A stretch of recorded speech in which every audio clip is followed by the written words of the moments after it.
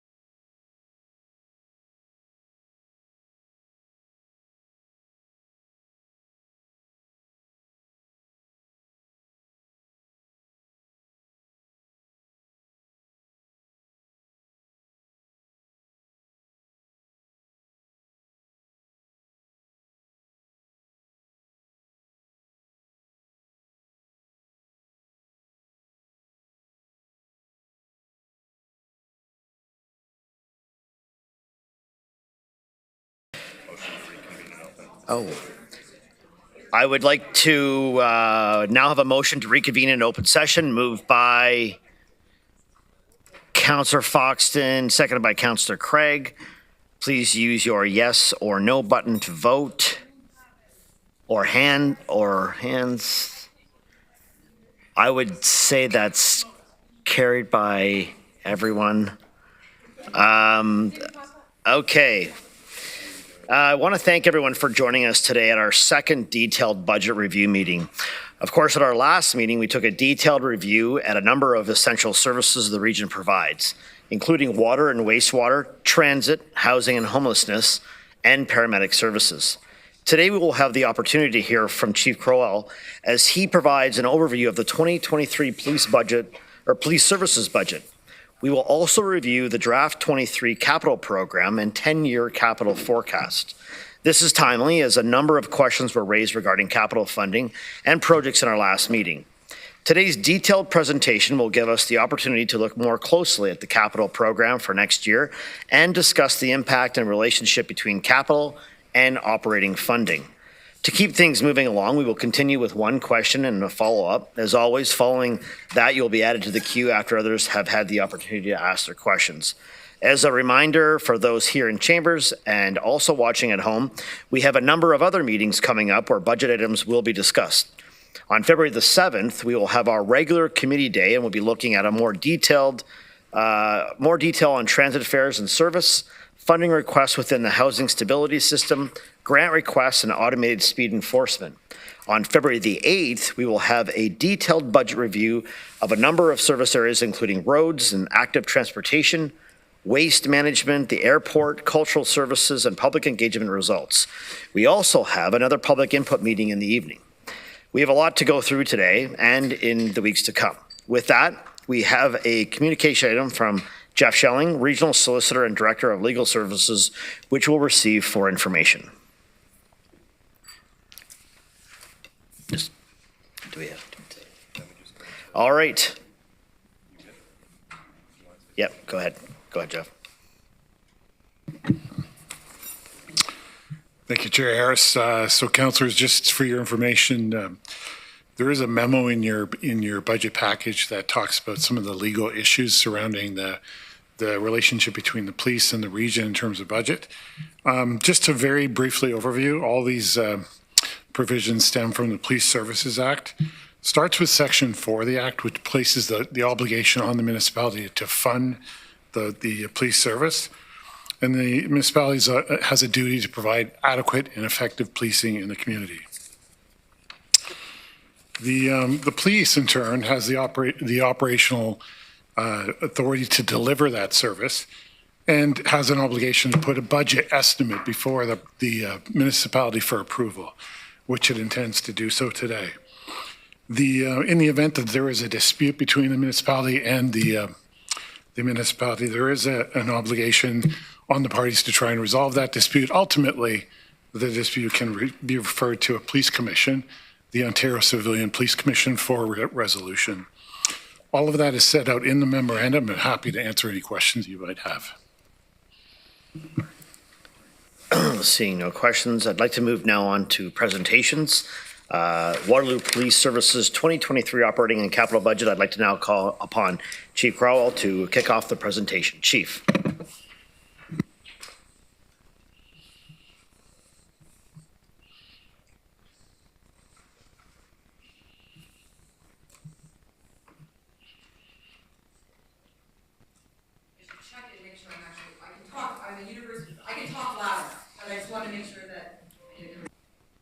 Look at that. The green means it's on. You think I'd know that by now. Thank you, Chair Harris, and good afternoon, members of the council. My name is Dr. Karen Schnarr, and I'm the Vice Chair of the Waterloo Regional Police Services Board. I'm also a longtime resident of Waterloo Region and an associate professor at Wilfrid Laurier University and the Lazarady School of Business and Economics. It's my privilege to introduce to council this afternoon the draft 2023 operating and capital budget on behalf of the Police Services Board. I'm also so pleased to be joined here by so many of my colleagues from the Police Services Board, including Chair Karen Redmond, Mary Sandy Shantz, Regional Councillor Doug Craig, and behind me, Mr. Tony Venazzo, Ms. Karen Quigley-Hobbs, and unfortunately, Mr. Ian McLean is out of the country today. The Police Services Board is a civilian oversight body under the Ontario Police Services Act that governs how police services are to be delivered across the region of Waterloo. At our core, our mandate is to ensure that the region has adequate and effective policing for our community and for our residents. Every municipality and region in Ontario has a similar oversight body that is responsible for providing general management, oversight, and policy direction. Our Police Services Board has monthly and ongoing meetings with executive leadership at the Waterloo Regional Police Service to determine the strategic direction of policing in Waterloo Region. As a board, we are focused on the principles and core requirements set in the Police Services Act around providing adequate and effective policing. This includes preventing crime, enforcing our laws, supporting victims, maintaining public order, and responding to emergencies. In addition to these, the Police Services Act also stipulates that municipalities must provide other necessary infrastructure to carry out policing activities, including support services, facilities, and equipment. A central responsibility of the board's role, and what brings us before council today, is helping to develop and approve the annual operating and capital budget for the police service. To that end, the board recently approved the 2023 operating and capital budget at a meeting on January 18th. Further, we approved a multi-year recruitment plan for an increase in sworn officers of 55 between 2023 to 2025. We are not an outlier in recommending a multiple-year recruitment plan. Other municipalities are increasingly taking that approach. As an example, Hamilton Police have been following a 10-year plan of hiring 13 new officers each and every year to meet the demands of their increasing city population. The board's proposed budget is an investment in our community and a direct response to growing challenges that we are experiencing. The budget makes critical investments in public safety with the proposed addition of 19 uniformed officers for high-demand areas in 2023, including frontline patrol, intimate partner violence, and victim services. While 19 uniformed officers may seem like a larger increase, I would note it is similar, or actually fewer, than comparable municipalities around the province, such as Peel, Durham, Halton, Ottawa, and of course Toronto, who are looking at 200 uniformed officers and 90 additional special constables. Additionally, this budget invests in member safety and wellness to ensure that our members remain healthy and supported. This budget also reflects the board's multi-year planning, modernization, and recruitment strategy aimed to keep pace with public safety realities. All members of council are well aware of the growth that this region is experiencing. Based on a recent report from Statistics Canada, our region now has the third highest population growth rate in all of Canada. This population growth offers amazing opportunity, but also places significant strain on our essential public services, including regional police. Operationally, our board is not only seeing pressure on WRPS from an increased population, but also from the growing complexity and acuity of crime our region is experiencing. Rising incidents of cybercrime, gang violence, robberies, human trafficking, and mental health crises are becoming more relevant. I mentioned at the beginning of my remarks that I grew up in the area. My parents moved here in 1972 for my dad to take a job at then Budd Automotive, which doesn't unfortunately exist anymore. I loved growing up in the region, loved being a resident here today. However, it's a very different place now than it was then. Crime is impacting all of us. If I use myself as an example, the neighborhood where I live in Kitchener was the target over the holidays of a number of car break-ins. The area where my husband worked in Cambridge has seen increases in the number of small business robberies. The neighborhood where my daughter goes to university in Waterloo has reported a number of shooting, stabbings, and violence. And finally, with my other daughter still in high school in the region, I am deeply disturbed as a parent with a number of assaults, violence, and gang activities increasingly prevalent at our local high schools. Sworn officer staffing levels have not kept up with this population, and as crime severity increases, this results in strained service delivery. As evidence, the board was recently presented with an external neighborhood policing staffing and workload review conducted by KPMG, which examined staffing needs and patrol workloads. The report found that significant increase in frontline officer complement was necessary to address high officer caseloads and declining clearance rates. As a board, we feel that the budget we are presenting to council responds to those pressures and challenges by making responsible and balanced investments in public safety. Our board is acutely aware that the last few years have been challenging for many families and businesses in Waterloo Region. We understand the current financial realities that many households are facing, and as a result, the board does not make this budget request lightly. As a police board, it is our responsibility to ensure that we are responding to the pressures and issues we are facing today, while investing in a safe and prosperous tomorrow. I am very proud of our service and proud of the leadership in place to make sure we continue to live in a safe community. I want to make sure they have the resources to do their job to the best of their ability in as safe a manner as possible.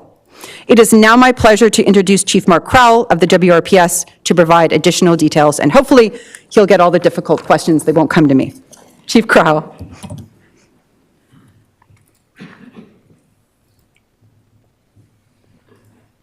I wonder if I might be permitted to delegate from here. Is that possible? Just had some trouble advancing the slides. Sure. Yeah. Okay.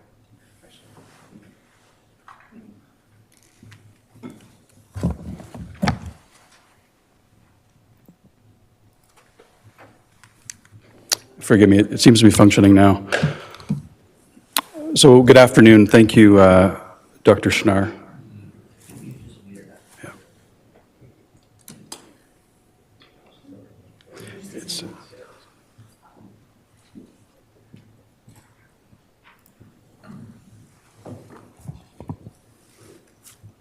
I think we're good to go. Thank you. Thank you, Dr. Schnarr, for your introduction.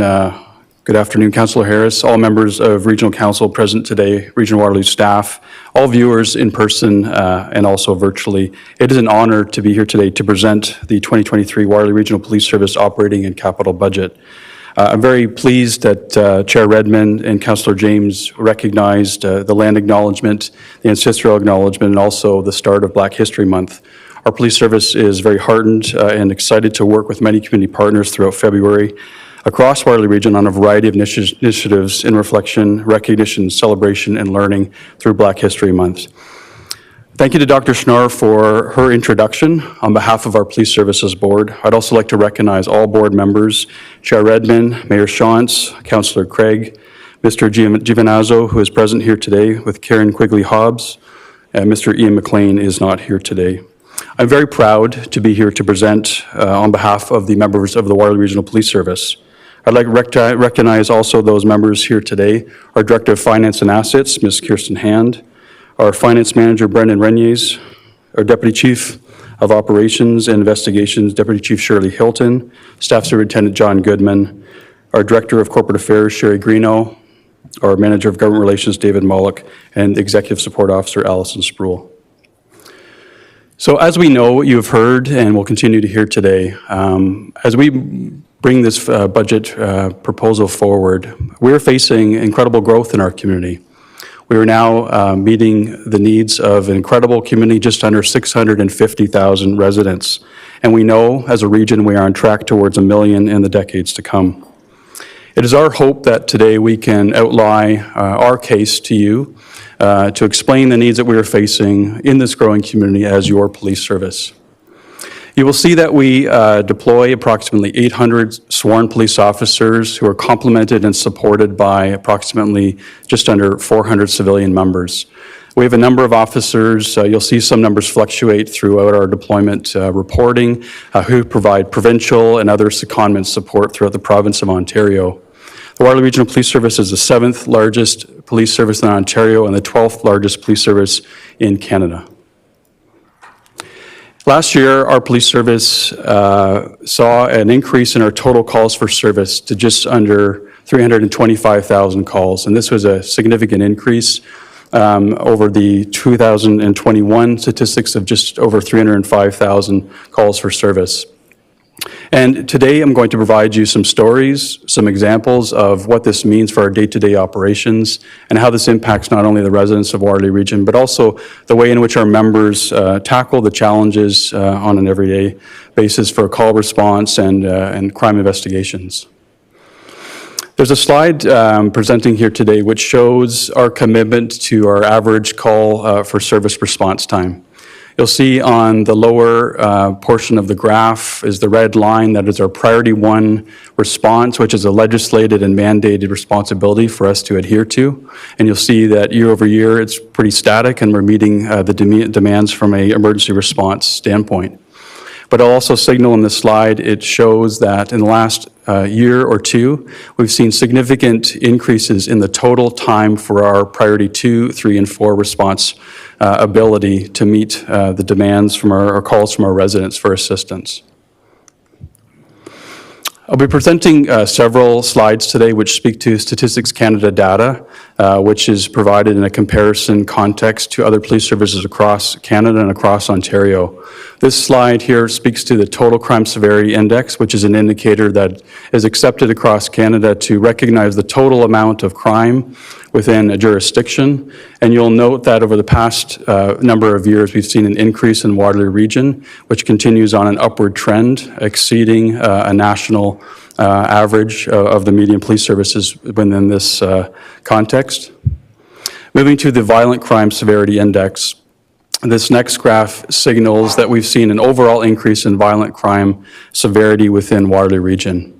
So this index comprises a number of offenses such as robberies, sexual assaults, and so on that make up a total picture of crime within a given jurisdiction. And we've seen significant levels of violent crime, those involving weapons, those involving significant victimization and injuries across Waterloo region in the last number of years, which is causing us investigative and service level capacity issues in the service that we provide.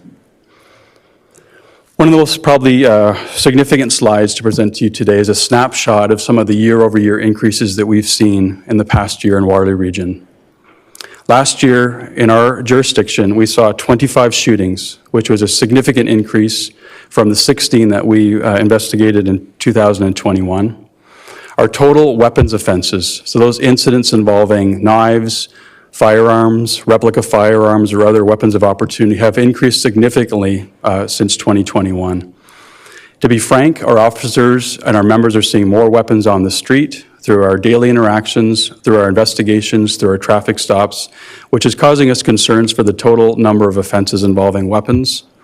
And case in point, the number of robberies that are displayed on the screen before you speak to our total increase in robberies, that we've seen a significant increase of total robberies year over year, but also some examples that we'll address quite shortly speak to almost a doubling of pharmacy-related robberies and person-on-person robberies, which is theft with force. Those instances where people are confronted with a very fearful encounter where there's a weapon or some act of violence, causing an interaction of grave concern, not only to the individuals involved, but for the community. So I'm going to display for you some examples of what this looks like for the residents, for our investigators, and we've overlaid some footage from our dispatch and our officer radio frequencies to show you some of the examples of these instances in our community.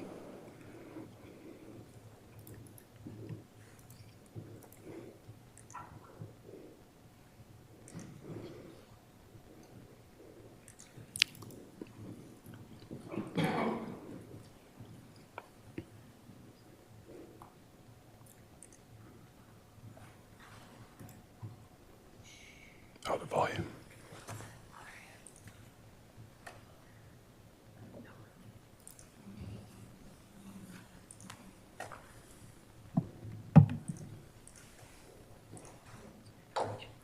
Another party advised.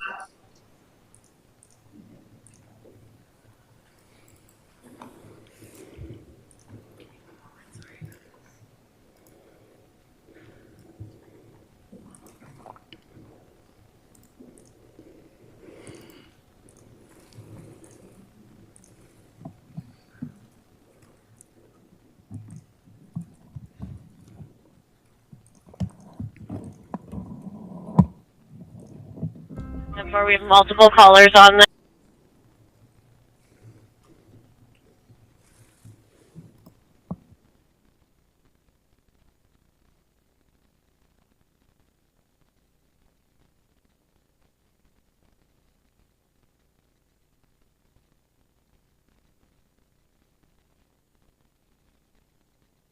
10-4, we have multiple callers on this. Some reporting hearing gunshot. The robbery this morning, they were driving a stolen Honda Civic. Another party advising Rafi Jewelers has been robbed. And they also, on Saturday, were driving a white Nissan and telecom panel van, similar to the Amazon delivery. Glass is being heard smashing. There are 3 to 4 subjects. They do have guns. 10-4, is that the male in the red hoodie, North 7-1 Charlie? 7-1 Charlie. Mark 949. I'm with Rafi Jewelers. The male inside of the blue hat has like just a surgical mask over his face. Looks like he is lying down on the ground behind the counter. Can't see anybody at the moment. 7 or 10-7. We have comms with the male from the glass window. Trying to get in the cover there. S45 is saying he had a gun. Well, we're saying male had a 917 gun. We're heading through the 917 at the Delta Walk-in Clinic. The male had a knife here, emptied the safe, left through the front door. Headquarters to all units on the 917, 909. Just be aware the caller did let us know that the subject dropped a knife in the pharmacy. It's currently in the pharmacy. It's going to be a male wearing a mask, has a black hat, has a bag on his shoulders. No 917 seen. They're still going to be in the store. I was saying they were trying to close the store and someone pushed through, and now they're inside. Seen a caller saying that he had pushed something into the employee's stomach and pushed them into the store. Still on the phone getting information, but apparently a male came in, asked for a phone, put a gun. Described as a small black handgun, says put a gun, and took all the phones. In case it goes Panama. If not, I'll head that way. So, 42 Bravo headquarters. It'll be a dark Honda Civic, approximately 2008. Robbery 20 R14. I'm just in contact with York Hold Up. They're in Brampton already. They're going to get the helicopter up and headed. It's going to be the same males that were at the bank here. We're just getting video from the surrounding businesses. We have here. lots of units responding that way, and here.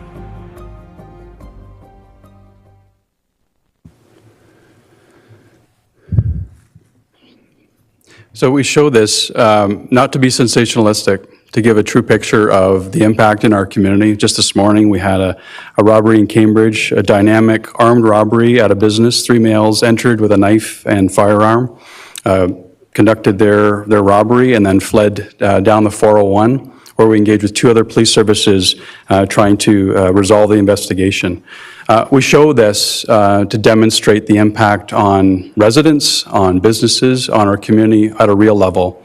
We are hearing increasingly a sense of fear of these organized criminal actions, and to see an accelerated number of them in our community causes trauma, causes fear for residents, for neighborhoods, for individuals, well beyond the incidents themselves, let alone the investigative complexity of such incidents. We continue to work diligently with a focus on weapons in our community, to look at the illicit and illegal possession of firearms. So through the course of our investigations, as I mentioned, we're seeing more weapons on the streets, and year over year, we're taking as many illegal possession of firearm off the streets as well. You can see over the past 6 years or so, we've been over almost 5,500 guns and firearms off the streets. And this is through our frontline resources, our investigative drugs and firearms team that are working not only locally, but through other provincial ventures to ensure that we're keeping as many weapons out of the hands of those who might do harm in our community. Just to give you some examples of the investigative complexity of some of these incidents. Just in December, we had a homicide in the Wellington Street area in Kitchener. On a Sunday night, we had an interaction between 2 individuals. A firearm was discharged, 41-year-old male was deceased. Subject fled from the incident. And in the course of 72 hours, we had all of our investigative teams, frontline, our general investigations, major crime, a number of intelligence-led policing teams working around the clock using the traditional investigative techniques, also using cyber-related techniques to locate and apprehend the offender, who was located within 3 days in Kitchener, and a safe arrest was conducted in broad daylight and a public plaza in order to bring the outstanding offender in justice, who was in possession of a weapon believed to be linked to the homicide. To give you some other illustrations of criminal activity within our region, our investigative teams are also working on a number of organized crime groups that are not only trafficking or illicit drugs in our region, but also involved in high-level vehicle theft, money laundering, a great number of organized crime undertakings that are flowing through our region. And our 401 access provides ample opportunity for organized criminal groups to flow in and out of our region on a frequent basis. And this slide has a myriad of statistics just showing some of the costs involved through the course of our investigative details, but also looking at the number of people, investigators that it takes to resolve through judicial process, through search warrants, through the analysis that happens after investigation, just to show you the depth and complexity of some of these instances. Another example of the work that we're conducting on the removal of firearms in our community, looking at a number of investigative teams that are working not only locally but also in collaboration with other jurisdictions to seek, through judicial authorizations, warrants and arrests, is to remove guns from our community, but also those who are conducting robberies across a Waterloo region. And also lastly, highlighting, just as an example of the impact of a shooting in our community, this slide highlights the significant investigative resources and frontline resources to resolve a shooting in our community that had 2 people shot, 13 bullets discharged. Luckily, no one was found deceased in this instance, but it does speak to some of these spillovers of violence that were happening in broad daylight in our community as well. I'm going to show you another clip, hopefully with better audio-visual ease. And it just shows an everyday clip that we see on our local media, and I'll have some comments after in terms of the depth and complexity issues. Good evening. A 17-year-old boy is fighting for his life in a hospital tonight. This after an early morning stabbing near a Waterloo school. Police were searching the area of Bernay Drive and St. Moritz Avenue for most of the day today. CTV's Colton Weens has been following this story and joins us live now from where the police say this happened. Colton, what have you learned at this point? Well, Alex, investigators have been going door to door, speaking to neighbors all afternoon and trying to get some information about who did it, and they're unsure whether there is a threat to the public. It's really sad, and especially when you hear about the youth. Officers were called around 4:50 a.m. and told a teen showed up at a local hospital with stab wounds. Investigators later determining the stabbing happened several hours earlier. People living in the neighborhood say they were surprised to learn it happened so close to home. You would never expect this from a neighborhood like this. I've lived here forever, and it's always been a really nice neighborhood. So to wake up to this news was shocking. Just typically in this neighborhood, I've never heard of anything like that happening. So, yeah, bit of a surprise. That's a little hard to explain what's going on in the neighborhood, and hopefully our neighborhood is safe and sound. So again, once again, this will be the last audiovisual display, but we show this with the purpose of just showing that some of the depth and complexity of these investigations.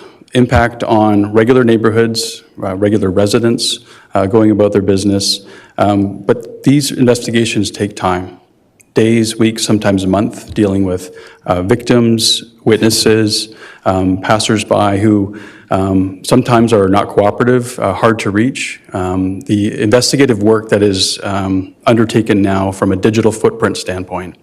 The work that needs to be done to acquire dash cam, door cam, cell phone video footage, judicial authorization, to prove elements of the offense is gravely complex.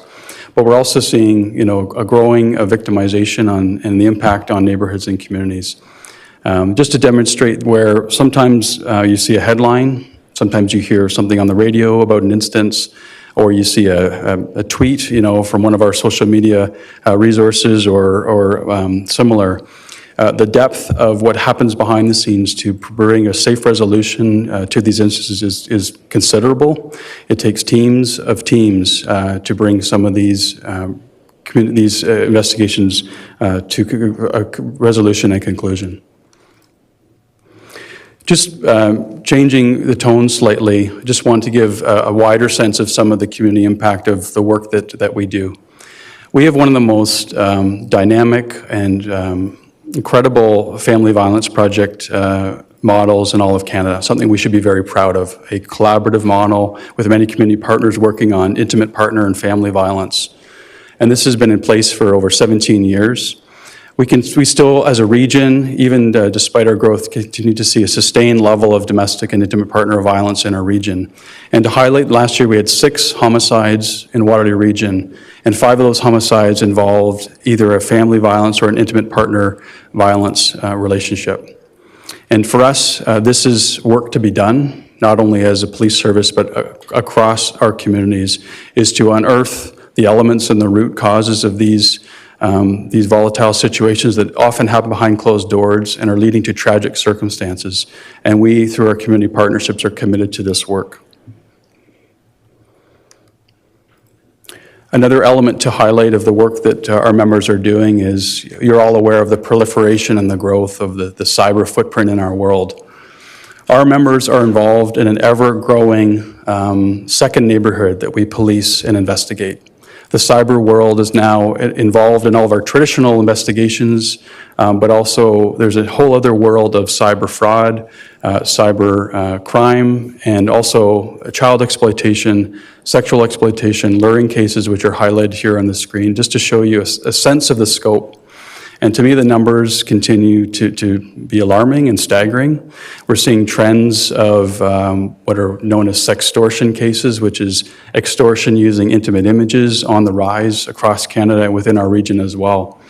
And I highlight to the right of this slide some of the staggering images that our investigators are grappling with throughout the course of their investigations.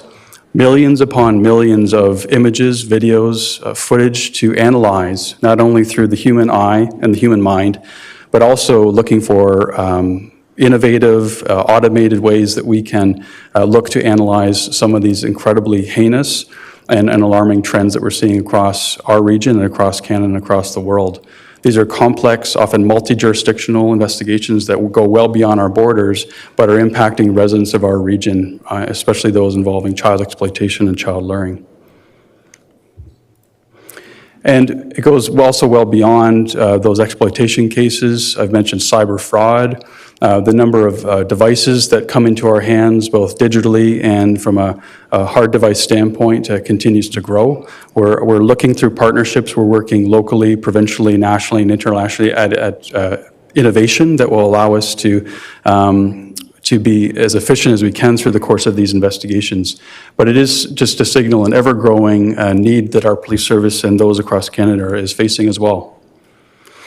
You've likely heard of elements of human trafficking. I mentioned that the 401 corridor provides an opportunity for organized criminals and those preying upon especially vulnerable young women from a human trafficking standpoint. And you should be proud of the investments that we've made in this region, working with many community partners on the issues of human trafficking.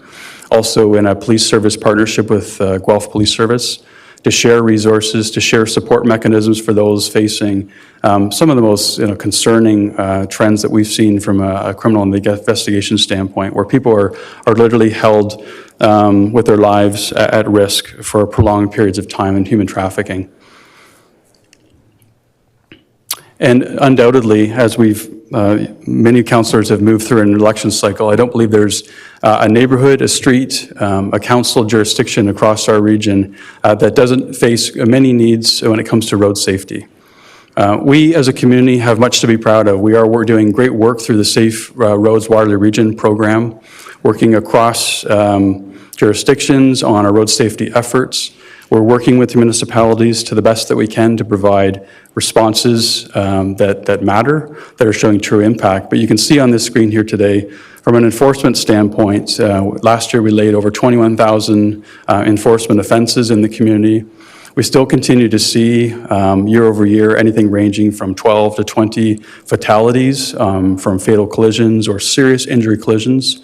Many of these are on our rural roads, which continues to be an area of focus for us through our enforcement efforts. And We also are adhering to what we call the fatal 4 offenses. So not looking just at speeding, but also looking at impaired driving, which you've seen significant increases in the past year, as well as distracted driving, adherence to seatbelts as well, and aggressive driving on our roadways.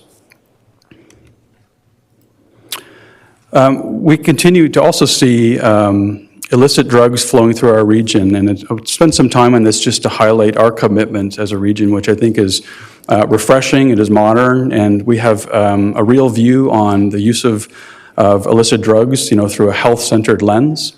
We're mostly focused on drug trafficking, organized criminal activity for those who are making considerable profits and are feeding into the drug poisoning and the drug toxicity concerns that we see across our region.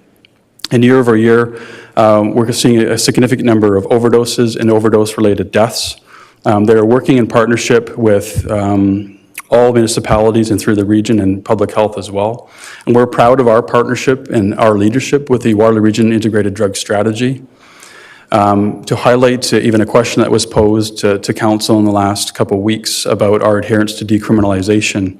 Over the past 2 years, we have taken a deprioritized approach to simple possession offenses, where we've dropped our simple possession offenses in half as we move to a more health-centered approach. But this is a complex issue, as you're well aware.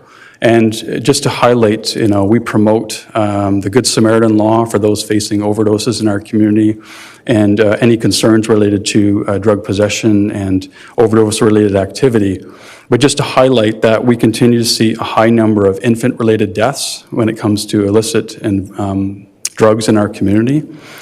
These are sudden death occurrences involving infants who are come into possession accidentally to volatile substances. And as well as cannabis has become legalized, we've seen a growth in impaired-related offenses related to drug impairment on our roadways.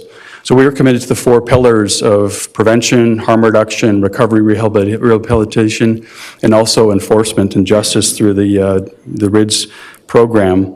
But we just want to turn our mind that this is a complex issue within our region, and we're working in partnership to face this through a comprehensive, compassionate lens, looking to provide as many supports to those facing addiction issues across our region. But I will highlight to you that the overdose issue, there's more than meets the eye. Every time that we have an overdose-related death within our region, this is a sudden death investigation that our officers must conduct on behalf and in partnership with the Chief Coroner's Office. And this draws significant pressures and resources to these important investigations to ensure that there's no foul play. And so this is a complex issue where we're promoting significant resources into ensuring that all residents, even through those facing the worst outcome, are facing a dignified assessment of their fate. You can see some highlights here in terms of our naloxone administration. We work in emergency partnership with paramedics, fire services, and responding in a tiered response mode. But you can see that since 2018, we've administered naloxone approximately 238 times in that life-saving measure. Our response to non-fatal overdoses is significant in terms of our hours, as well as, I've mentioned, those sudden death investigations through fatalities. Our mental health response continues to be considerable. You have heard undoubtedly just over the past number of years that mental health challenges are faced by everyone. There's stigma that is still associated, but mental health concerns have no boundaries. And through the pandemic, we've seen some elevated calls for service in our region. So I highlight for here today just one category of call type, a mental health response, where that is the primary purpose of our response is to work in response mode to assess somebody, to provide them assistance, potentially an opportunity to connect with a healthcare professional.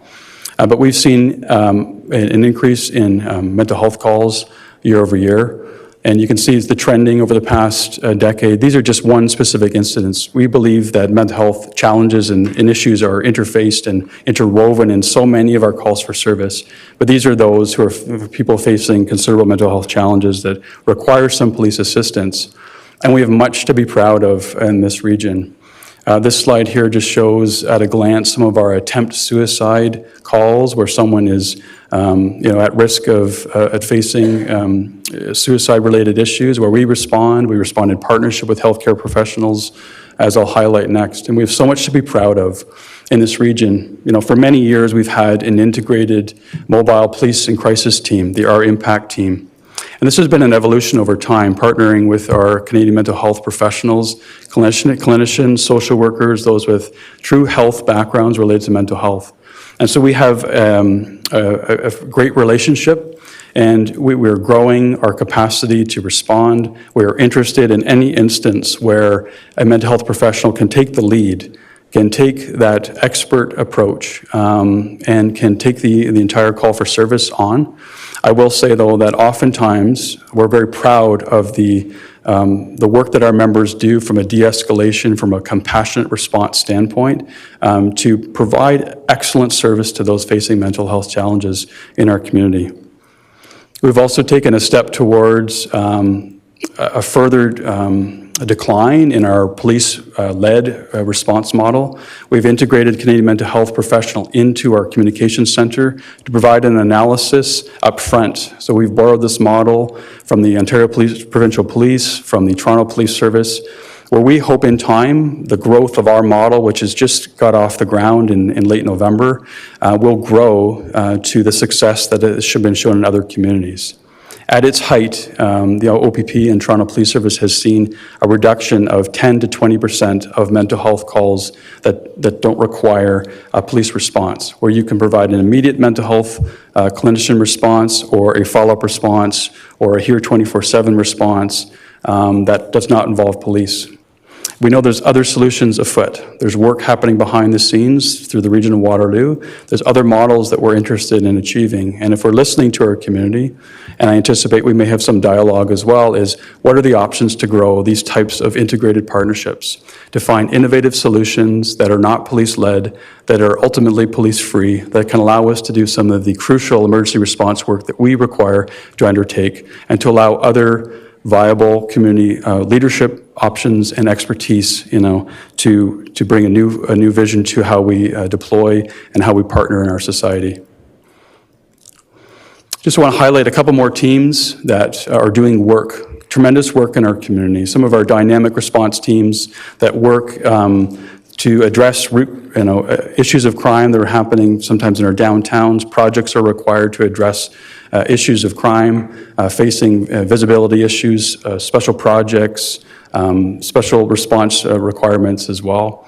So our direct action response team, our DART team, is that region-wide versatile team that works in uniform, that works through collaboration with many community partners, through special events, through crime reduction measures, evidence-driven policing to meet the needs that are happening on an everyday basis.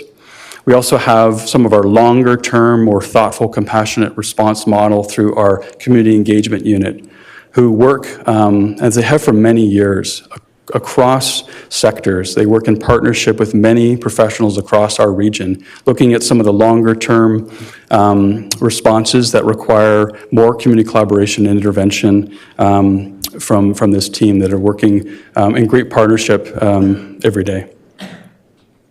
I just want to highlight, I might use the language as we move forward about critical public safety infrastructure. In a region such as ours, and some of the issues that we've seen year over year grow with, whether it's protests, whether it's, you can imagine some of the issues we've faced over the past number of years. We are a robust region which attracts a lot of major events.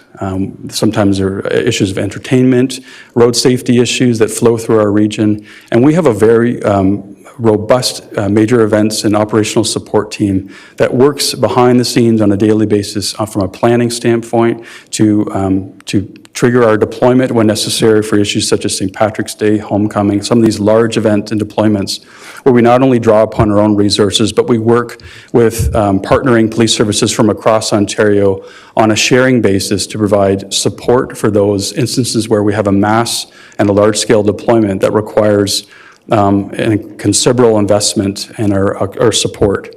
This is also supplemented by our auxiliary officers, our volunteer officers who work tirelessly through some of our major event planning as well. And we're so proud of the work that our operational support teams do.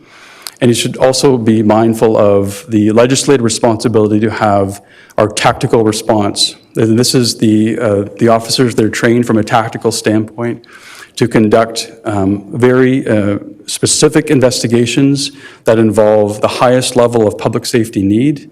They're specialized officers who are trained in every capacity that is legislated through the Police Services Act, everything from bomb disposal to incidents that may occur at the airport that may involve negotiations. These are our most highly specialized officers that are equipped for everything in the highest scale possible.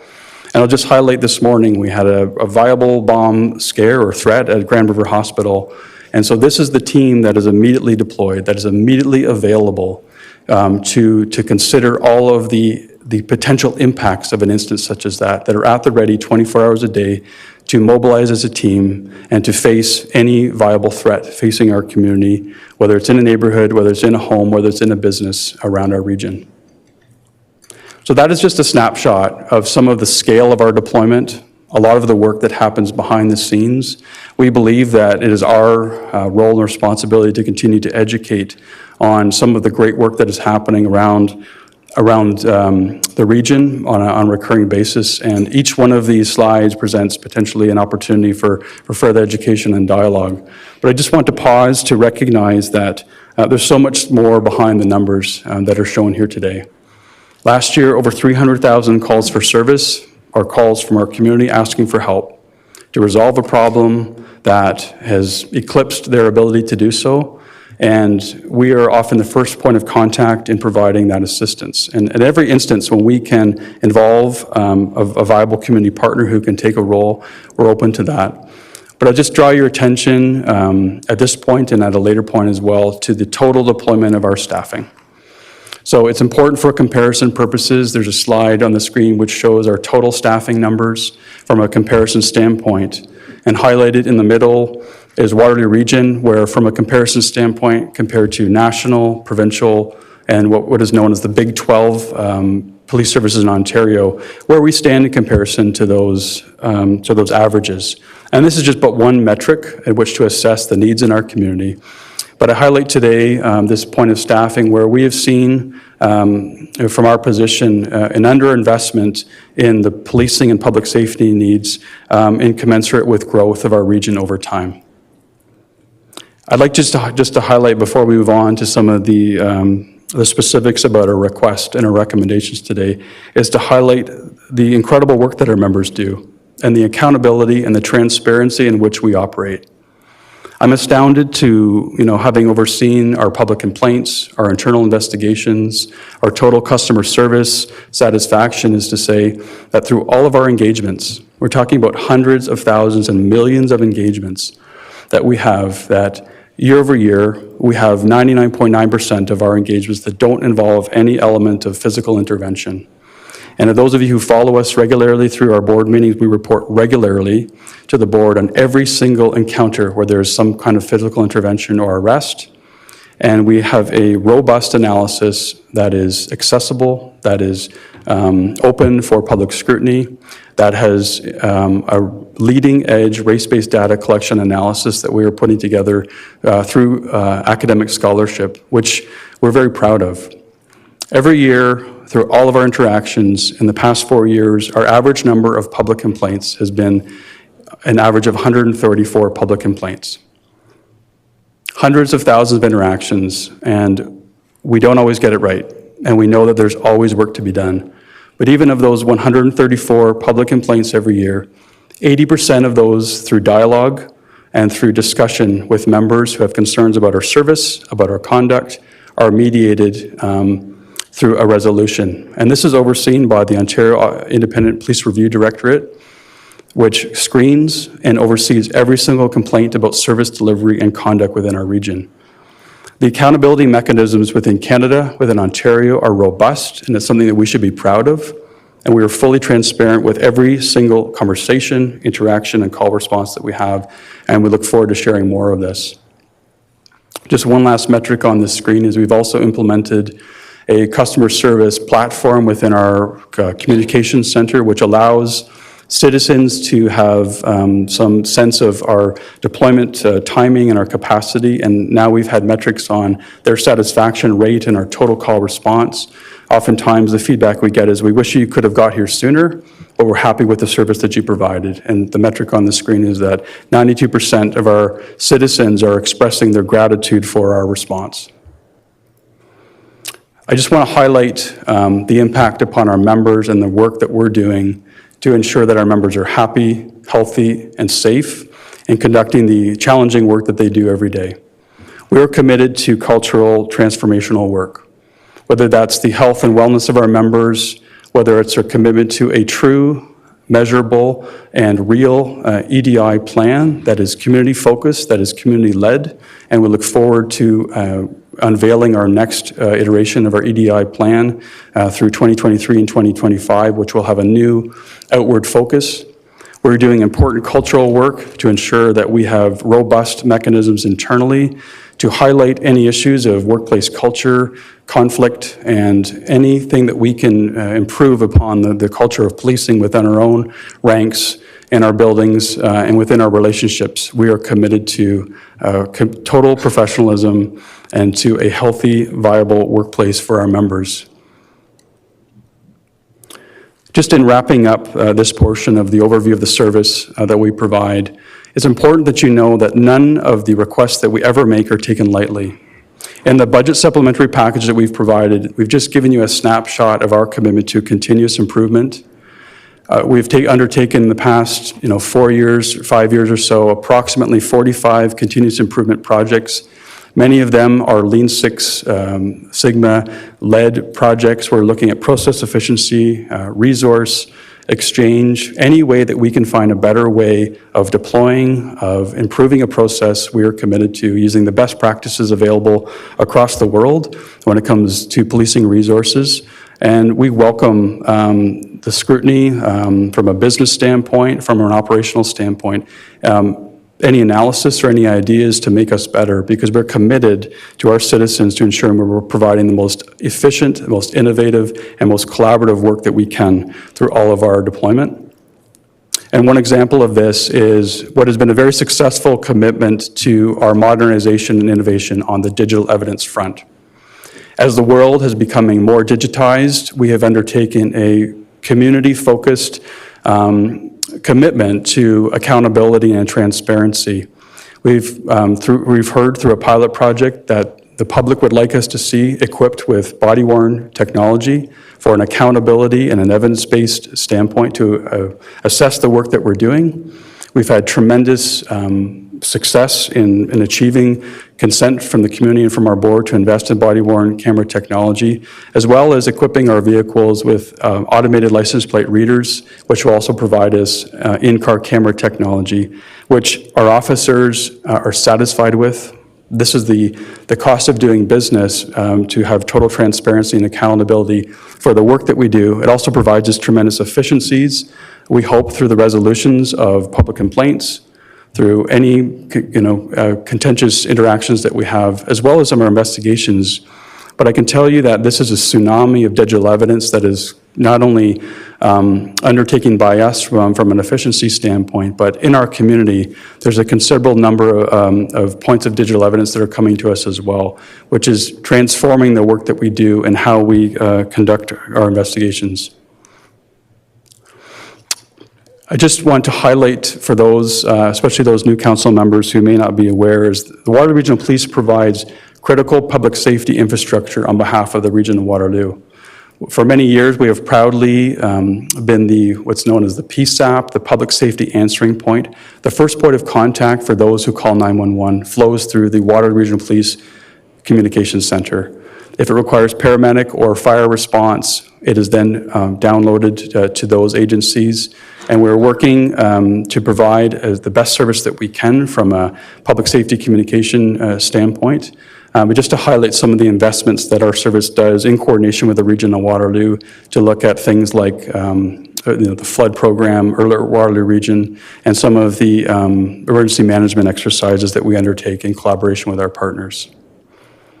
So I'm now going to move into some of the specifics about our budget recommendation and request.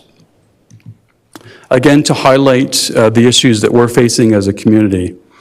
You can see on this screen, it displays a 10-year roadmap of where we've gone in terms of our total regional population growth, and it displays the average officer to population ratio every year. So you can see a decline in 2012 where we had an average of approximately 147 officers per every resident, to today where we have an average of 127, one officer per every 127 officers per 100,000 residents. I apologize for the mistake there. So you can see from a growth standpoint that we are facing a total reduction in our population to officer capacity. This is but one metric that can show issues of growth. We should be proud as a police service and a community that we have had a commitment to our civilianization and modernization. This is just one, as I showed you, that one metric that shows the total commitment of our membership and how we deploy.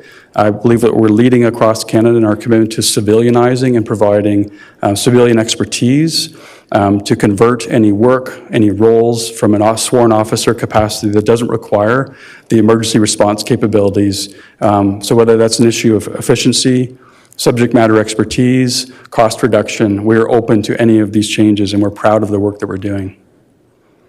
But maybe probably one of the most crucial slides from a member wellness and member sustainability and staffing standpoint is comprised on the screen here today, which shows data from the Municipal Benchmarking Networking report, which is an annual report. It draws from the same Stats Canada data that has been shown. And this slide here shows, if you veer to the right of the screen, it shows to the left single-tier municipalities. To the right of the screen, it shows two-tier municipalities. And what it highlights in the center there is the scales there show that the officer workload in Waterloo region is significantly higher than our counterparts across other two-tier municipalities. So this is a direct workload comparison, which shows that the number of criminal investigations, criminal offenses that our officers are tackling here in Waterloo region are more than other jurisdictions. There's comparable data that is not displayed here, which also shows comparable case clearance data, which shows that because of workload issues, because of investigative constraints, we're also facing considerable issues with case clearances as well, which these issues are connected. So we have been very well supported by our board. We know that there's been concerted efforts as a community to find the total balance in how we find efficiencies, how we evolve as a police service and as a community to address issues of public safety. But what I've highlighted today are some of the critical investments that we are continuing to make in our frontline response, some of our highest need investigative areas to address real victimization in our community, real issues of violent crime that continue to swell. We've undertaken in the past year an analysis by KPMG, which has verified our total analysis, which has shown that Waterloo region, from their recommendation, is at least 55 officers deficient from a comparison standpoint, drawing upon issues of community growth, through their analysis, violent crime trends, workload issues, case clearance issues, which I've just mentioned, as well as looking at community expectations and demands from the public that we serve. And many municipalities, leaders, and the public was part of this study, which was to show a total comparable workload analysis and to provide us opportunities to consider how we might deploy in the future. So we are focused as a police service, as a leadership team, and from a membership standpoint on a multi-year strategy, not only to address the issues of growth, of violent crime suppression, and as a community, we look forward to the opportunity to continue to invest in the smartest ways to address violent crime. Ultimately, our budget recommendation that is before you is to expand our officers by 19 in 2023 as part of a multi-year strategy that allow us to catch up with the data that we have today.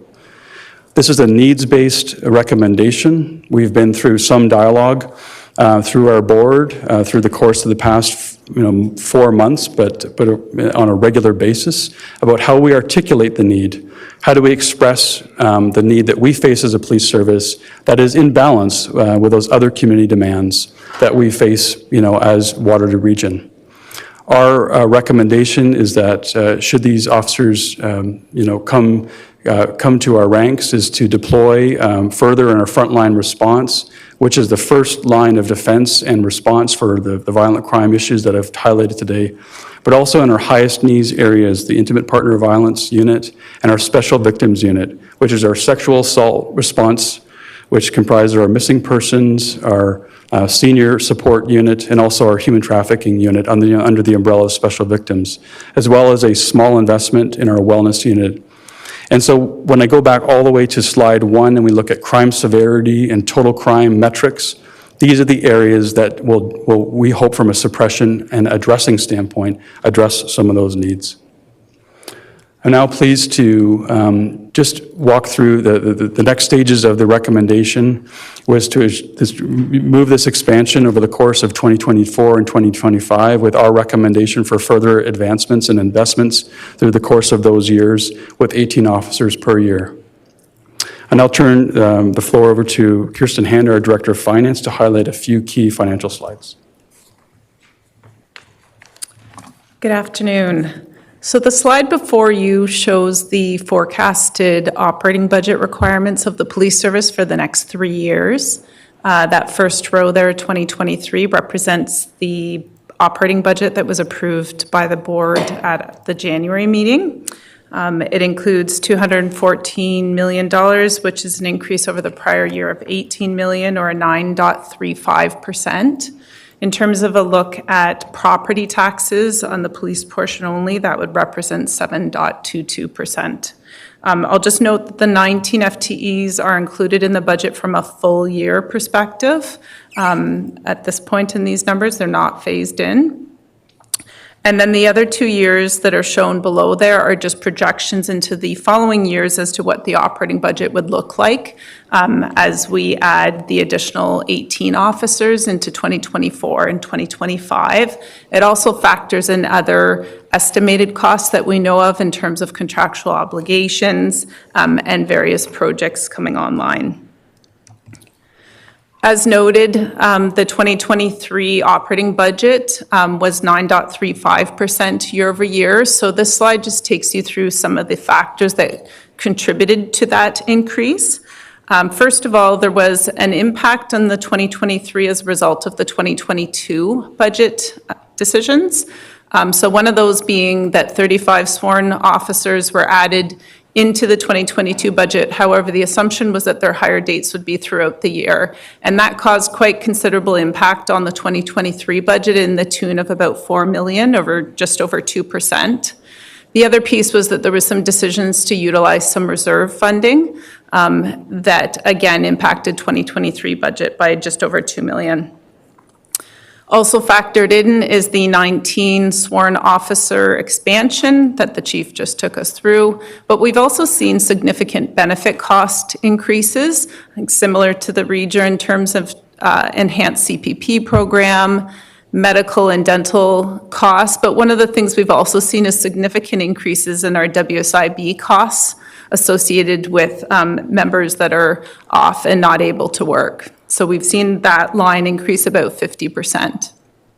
The other item is we do have collective agreements. Our current collective agreement goes to the end of 2024. So we factor in information that's known from the collective agreements, such as COLA, cost of living increases, and any inflationary increases such as gasoline. And lastly, we continue to invest in our capital reserve contribution strategy so that we look at our capital plan and what is the best way to fund that and reduce any reliance upon debt that we have within the capital program. In terms of capital, the 2023 request is $31.42 million. That does include 2022 carry forward, which will be further verified through the year-end processes. At this point, it's estimated of that number, about 12.8 is carry forward. And the 10-year capital forecast at this point is $188.7 million. Most of our capital plan relates to facility-related items, whether it's renewal of existing buildings or facility additions or renovations to satisfy growth. So that's the major component of our capital budget, and a couple of the projects that are the main projects coming online in 2023 is the new Central Division in Kitchener, just down the street here, and that is our regional prisoner management facility, and that's expected at this point to come online or be completed in the spring. There's also an allocation within the 2023 budget to begin work on the next facility that was outlined in our facilities master plan, which is the Regional Public Safety Communication Center. So that also has outgrown the space that it currently occupies, and we do have a placeholder in the budget to begin the conversations around that facility, although I will preface that with that there is ongoing discussions occurring between the region and the police service to look at how is it going to be funded, location, and type of build.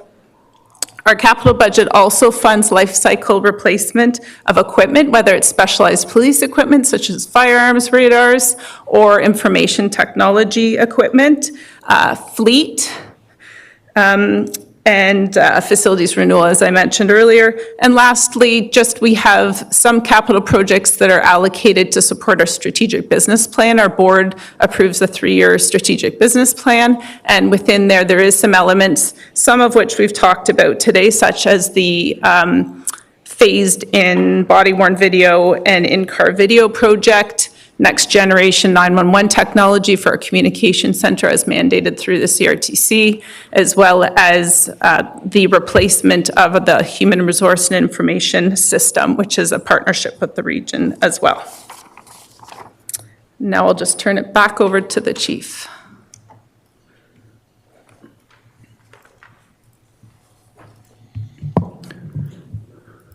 Thank you. So just to highlight in closing, I just have a couple slides just to show our demonstration of our commitment to our community, and then some concluding remarks, and I look forward to a robust discussion. We are as community focused as we can be. We've been through a tough couple of years from a logistical standpoint and our total reach through events and special events, but we feel we are now back to the opportunity for us to be involved and integrated into as many proactive community events as we can be. And we look forward to those continued relationship and trust building opportunities that we have every day, every year. And I'm proud of the members who take it upon themselves to show viable community leadership in charitable fundraising and awareness building and so many opportunities year over year. And these are just some highlighted on the screen today, speaking about our public safety education, our commitment to youth engagement, as well as so many important causes across our region. And one to highlight is year over year, we've had significant community collaboration through our Backpack Challenge program, which is just one of our programs which seeks to provide opportunities for those in need as they move back to an educational sphere, providing not only backpacks, but those supplies from a standpoint that will assist them and give them a leg up heading into the new year. We are committed to this type of work. This is grassroots community policing, and it's integral to our identity, to the wellness of our members, to have positive interactions, but also to continue to build essential community trust and connections so that when we are interacting with people in need, we already have the partnerships made. We already have a viable and positive relationship with those who we care about, those who we serve. So I'll now be just moving through some concluding dialogue. Today, we've provided an overview of the scope of some of the services that we provide to the citizens of Waterloo Region. In seeking further investments in policing and critical public safety infrastructure, we recognize the significant impacts that our requests have upon individuals, families, households, and neighborhoods. Today, you have heard the challenges that we are facing pertaining to population growth, considerable service demands from the public, numerous investigative and operational complexities, and the resulting impact on citizens and also our members. We are immensely proud of the work that our people do every day. As an organization of professionals We recognize that needs constantly evolve, and we must improve. We are committed to using smarter, more efficient, and more innovative approaches to address a myriad of critical public safety issues. We are strongly committed to service excellence, transparency, and accountability at every turn, and we are striving to be fully responsive to those who we serve, especially those most vulnerable, those most marginalized, with a commitment to treat every person that we meet, those in need who seek our help with care, dignity, and respect. We are actively seeking meaningful opportunities to collaborate with all community partners, especially those who have a crucial role in helping victims and survivors of crime and tragedy to seek restoration and healing. We are steadfast in our dedication to achieving a more equitable, just, and compassionate Waterloo region. And in doing so, we embrace and accept that it is our community that defines the level, the scope, and the tone of the services that we provide. The vision of WRPS and our everyday commitment is that all residents of Waterloo are safe and feel safe. We strongly believe that there are necessary investments to address the growing violence, victimization, weaponization, and the injustices that our members are addressing every single day. Around the clock, 24/7, 365, the citizens that we serve are asking for more of us. They're asking for more help, greater visibility, greater responsiveness, and better outcomes overall. In turn, we are seeking additional support to provide the level of service that is being demanded of us. With open hearts and open minds, we recognize that we cannot solely police our way out of the challenges that we face today. Frankly, we do not view this as an either-or proposition. We believe that the right balance is a continual investment in both policing and crucial social services.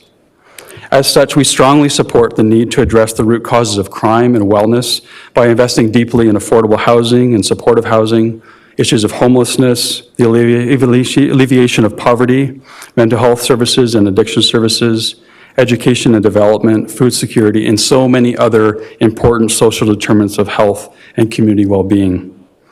We are all working towards a day when we can move away from reactive and responsive modes, a day where we can have a wide range of community-driven safety solutions, including police-free service delivery. We are seeking the ongoing assistance and the collaboration from citizens, from leaders, and from partners to work on effective, evidence-driven community safety programming.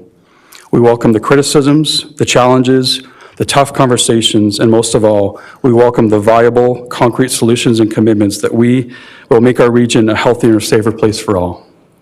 Through true partnership and collaboration across sectors and systems, we know that we can enact measurable and attainable made-in-Waterloo region solutions to build a brighter day and a brighter tomorrow.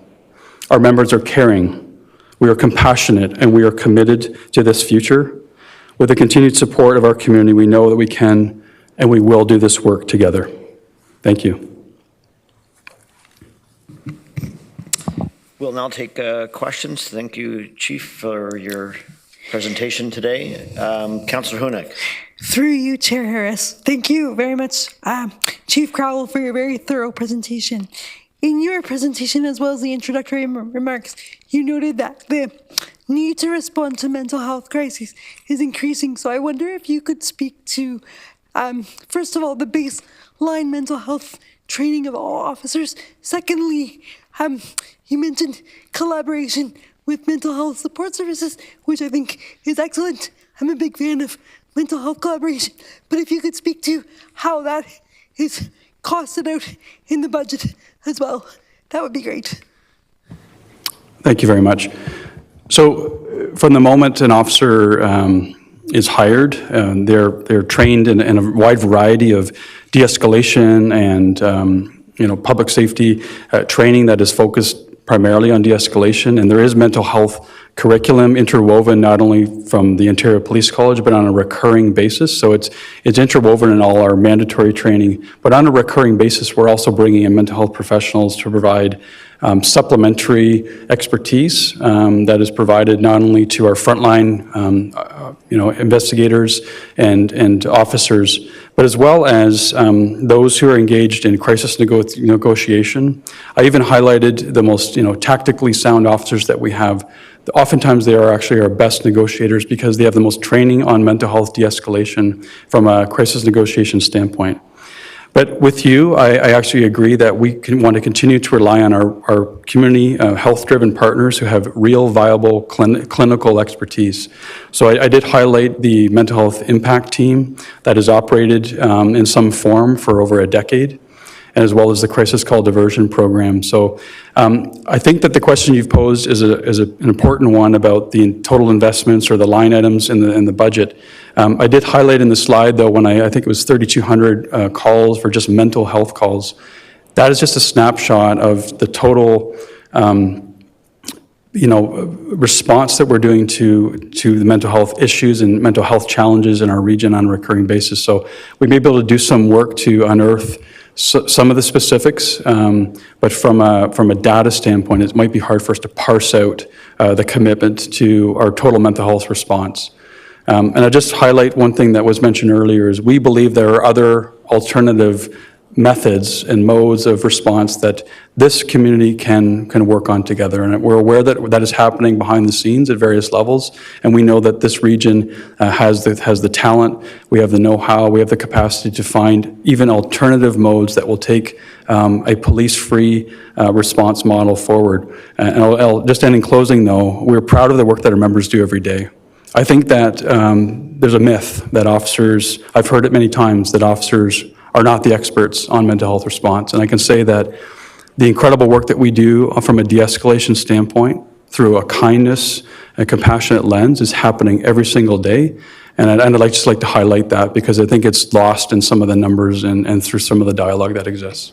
Thank you for highlighting the care and compassion and training of every officer that you have. And I just want to kind of understand the impact of mental health crises on the police budget. So if you're able to unearth some of that data, I think that would be excellent. But good. I don't have the data at the ready. If you allow us an opportunity to maybe potentially come back with some of that, I just don't have, I don't That's think. fine. Yeah. Excellent. Okay, I appreciate the question. Thank you. Councillor McCabe. Hi, thank you very much through you, Councillor Harris, to Chief Crowell. Thanks for the thorough report. I do have a number of questions. Unfortunately, I have to leave and go into a hybrid system, so I'll ask a couple now and then maybe ask a couple later. But I guess one of my comments to your when you're wrapping up, you were talking about, you realize that the increase that you're looking for is a significant ask, particularly given, and then you were also, noting the challenges that our region faces with affordable housing, with mental health issues that are happening. And so, I mean, it's a real juxtaposition, right? Because the region is funding a lot of those programs. I mean, we do get some help from our federal and provincial counterparts, but the region is putting a significant amount of resources, human capital and financial capital, into particularly affordable housing, homelessness, shelter beds and things like that. And looking at increases such that I'm not discounting any of the good work that the police do and continue to do and want to do, but I'm just noting the fact that it makes it really difficult for us to continue to fund some of those root cause issues, right? With affordable housing and homelessness and things like that, when we're also when we're also looking at an increase such as that you're requesting. So just want to put that on the table, that's a real challenge, obviously. The KPMG report that you referenced, I'm wondering if that's public, and because I think that would be helpful for council to see and citizens as well, residents as well to see, because you've referenced it a few times, and that's information in there that it sounds like that got you to the point of the request that you're making. So I think that would be really helpful information for us to know, certainly in advance of, if it would have been helpful to have that, in advance of the discussion today. But just picking up, so that's one of my questions, if we can have that, and if that's currently public. I was doing a search and I couldn't find it. And I'm just on the mental health piece that Councillor Hunick raised. Because, so you've said that you have about 325,000 calls for service.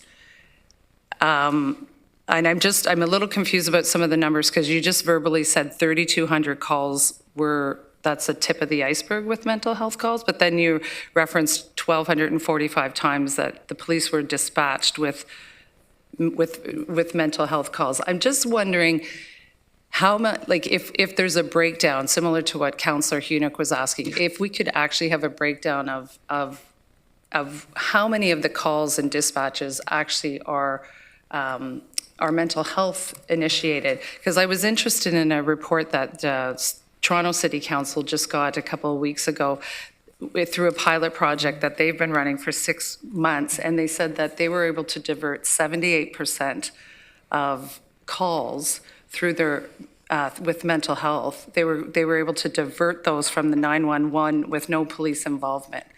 So when you're talking about innovating and civilianization of the force, I think that would be really good and helpful information for us to have to see how many of those calls you're getting are around mental health, how much potentially, I know you've said that for a decade there's been, they work with the mental, like with bringing in some of the mental health professionals, but I'd really like to understand how many mental health professionals there are in the civilianization part, how many calls they're diverting, how many maybe more they should be or could be, how many times police come out are needing to, how many times police then can be diverted from those calls. Things of that nature was part of what I was hoping to see through today's presentation. So I'll leave it there because I do have a few more questions and I'm sure a lot of other people do as well. Thank you, Mayor. James. Oh, sorry. Oh, yeah, does he? I was already moving on, but. I'm happy to move on. Yes, If, I know. I definitely, sorry. No, thank you. Sorry, Thank you Chief. for your very thoughtful questions. So at present, the KPMG report has not been made public. We've reported to our board that has had a presentation and a debriefing from the experts, conducted the analysis. We're still refining some of the recommendations with them to look at what's viable, and we can explore providing that to council on a confidential basis. The purpose of the deployment, the study was to look at our deployment options, which does have some impact on community safety considerations that we're just still making. But I think it's important for you to have a sense of what that looks like, and in time it will be a public report. So we'll just look at the timing of that. The Toronto study that you mentioned, I don't have it offhand, but I remember reading that report, and I think there's some drilling down that's required for that model. I think it looks promising, but I think the total number of calls from that pilot, they were only looking at around 700 calls, and it had a different makeup, and actually had some elements, I think, of the models that we already have in our region for our impact team. Well, I have the numbers, at least from the report. Yeah. It's just shy of 2,500 calls for services from 911, 211, directly to community anchor partners. And it said, in most cases, mobile teams did not identify a need to involve other emergency services. Police attendants were 2.5% of those calls, and ambulance attendance was required for 1.7% of those calls. Yeah, so that's wonderful. So we can do some comparison on the criteria. So even in our crisis call diversion program, we're still looking at the makeup of what the criteria is to allow us a response. But when I expressed an openness just through the general dialogue, is we are open to all these options for a made in Waterloo solution, whether it's borrowing and stealing the best ideas from other options. I think the devil's in the detail, though, with that criteria and how it matches some of what we're already doing within our region, and also looking at what the opportunities are.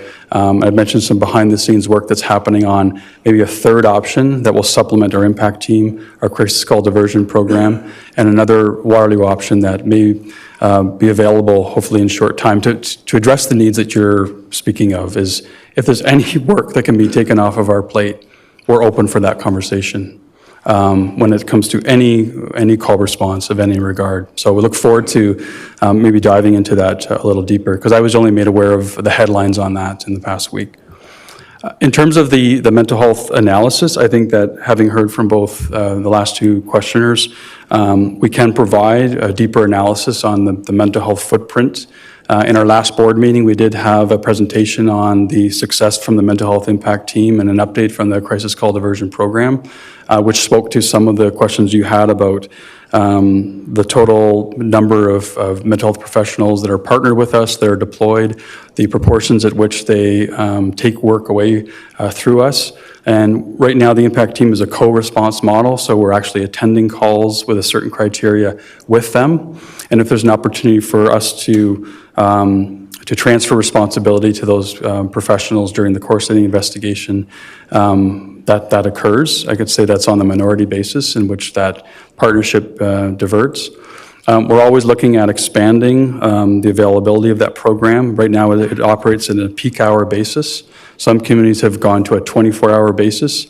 And as we look to those types of investments and expansions, I can tell you that we're even struggling from a talent standpoint to staff some of the programs that we have right now in partnership with the Canadian Mental Health Association. So I don't know if it's suitable for us and our team to provide council with some more specifics that you asked in terms of the total footprint of mental health calls.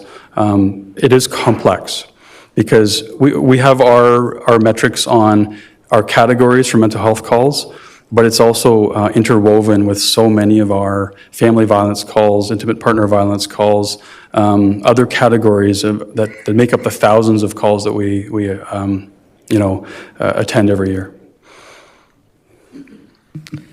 All right, we'll go to Councillor James now.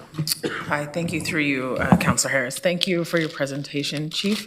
I have a couple of questions. You've proposed a multi-year plan. I'm wondering if this has been done before. I also recall during the police board meeting, you mentioned that there were some pros and cons to that. I wonder if you could elaborate on what those pros and cons are or would be adopting a multi-year plan.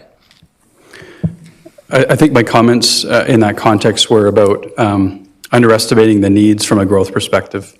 I think sometimes we've been conservative in our requests from a needs basis and a needs analysis, trying to be good community stewards and partners, very mindful of the real life levy impact from a financial standpoint, not looking to, as Mayor McCabe mentioned, upset the balance that's required in our region when it looks to those other crucial investments in social services.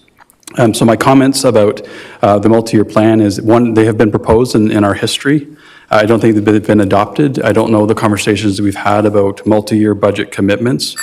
But what's proposed on the table right now, we feel is responsible, balanced, and integral investment in looking at catching up to where we feel we've been outstripped and underinvested from a public safety standpoint, from a policing standpoint. And so I would say that the data has a lag to it, and oftentimes the metrics that you're seeing right now on the violent crime metrics are often a year behind.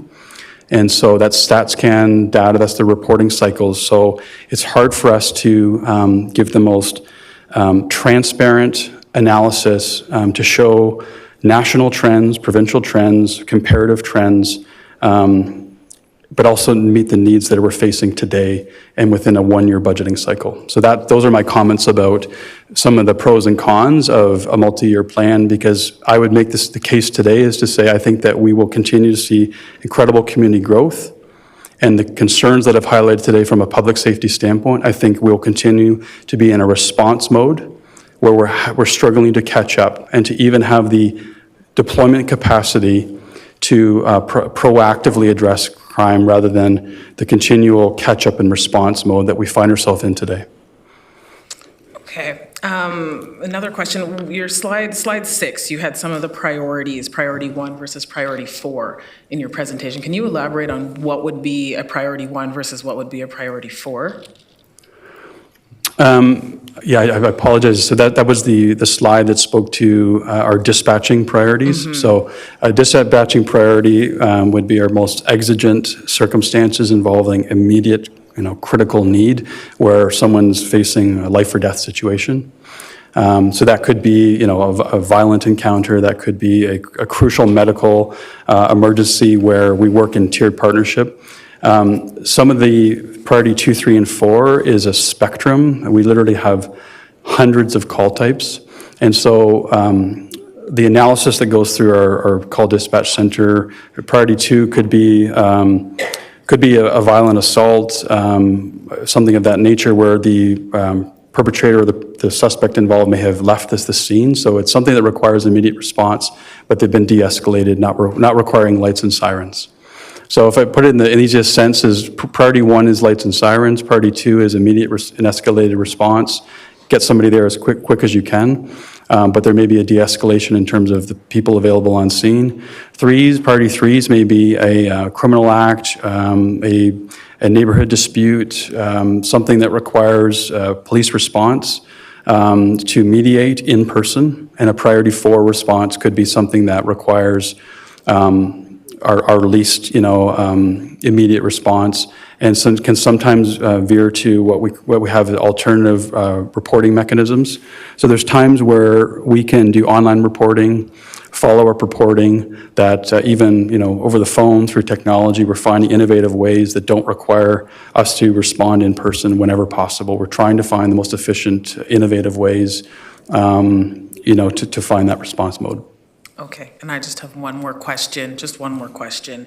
In terms of the community partnerships that you speak of, what percentage of the budget is allocated towards that, if you know? I don't have metrics available for that. We could do some work to give some scope to it. I don't know how we would tackle wanting to answer that question. I know in the past we've tried to show the number of partnerships that we have. We don't have the current analytical capacity to show the total community commitment to all of our work. It is interwoven in so much of what we do. I don't have a terrific response for you today at the level that I think you deserve. But I can say that if you look at the total deployment of our officers, and I think one opportunity that, especially with new council, new police leadership, is we'd like to give you a true orientation of the work that we do on an everyday basis, on an annual basis, beyond the dynamic that exists today. So we've tried today to show you the total span of our footprint and the work that we do. But I think the requests for community connections come in by the dozens and the hundreds and the thousands on an annual basis. And we are trying to meet every request for education, for attendance at a community event from a leadership or a connection standpoint.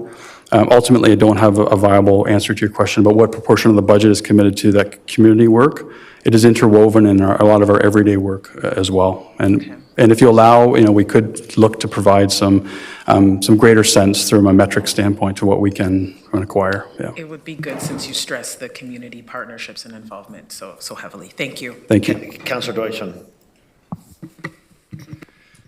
Thank you, Mr. Chair. Chief, welcome. Congratulations on your appointment. Just want to mention, I think today is historic in the sense that we have 2 doctors presenting the police budget. Congratulations on that as well. Also, just on a personal note, I just want to say thank you. My Arcling student, Alexander David, spent some time with the police services, and he's an exceptional young man, and so no doubt some of that will attribute to the time he spent with Waterloo Regional Police Services. I think he has an excellent career ahead of him in law, and I have no doubt he would have done exceptionally well within the services as well. Okay, but today's about, as you said, tough conversations. And I have a number of questions, but I'm just going to jump into this particular one. And I just want to provide some background first. I had an opportunity to review the police board presentations, and there were 3 YouTube videos, November, December, January. And context is important. Words that are spoken are important. And I think it's important to understand the evolution of the FTEs with respect to this. In the November budget, police services provided 4 scenarios. One was for 8, one was for 11, one was 55, and one was 0. Now, 55, there's no way you thought you would get 55. That's just sort of a place marker, and I'll have some questions later about the Big 12, and that's sort of the Big 12 question, the 55. But at the time, and going through the video, I note, I'm going to I'm going to quote some of the comments that were made because I think it's important in context that that come up. Because I hear you today and I see the presentation.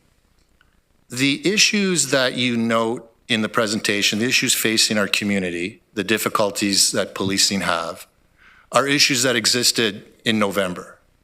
Is that correct? Yes. Yeah, so what you presented today was in November. The issues you outlined in this presentation today existed in November. I just wanted for context. As you noted, it's an evolving analysis and series of recommendations and conversations with the board. Yes. Yeah, but nothing happened between November and January that would have changed the No. outlook of policing in Waterloo Region. No, we continued to see trend analysis that allowed us to sharpen some of our metrics, our analysis, and also to have the KPMG analysis allowed us a window to for our recommendations. I hear you Yeah. keep referencing the KPMG, but I'm sure as Dr. Schnarr would tell you, if you're going to reference reports and evidence that we can't see as part of this analysis, it puts us at a disadvantage to have a conversation because you've seen it, but we haven't seen it. So what I'll note on that is the metrics that show the staffing differential or the gaps on the national, provincial, and the Big 12 is but one metric to analyze a comparative basis, but that's available now. Where I'm referencing KPMG is not the depth of their report or their recommendations, is to verify that our recommendations are mirrored by an external party. I hear you, but again, we don't have the reports, so we can't see that for ourselves, and we'll take you at your word with respect to that. But again, it would have been beneficial to have that if you're going to make that part of your basis for justification. Now, in November, as I said, you presented these scenarios, and right off the bat, Staff Superintendent Goodman had said, and I'll quote, "You're all very well aware of all the hard work that our service has been doing and our membership have been doing over the years."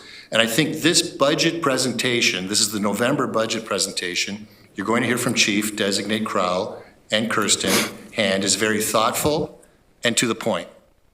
All right. As it continues further along, because it's important, because you're commenting at that time on scenarios of 8 and 11. Those are really your targets at that particular time. 19 wasn't even on the horizon when you were looking at your November budget presentation. And you note that you say, we've seen a disproportionate output in Waterloo Region where we've had a 35% decrease in our ability to apply these clearance rates and credit crime solvency. So all these issues you're talking about today were in existence at that time. Councillor Deutschman, I want to be cognizant of the speakers that we've got here.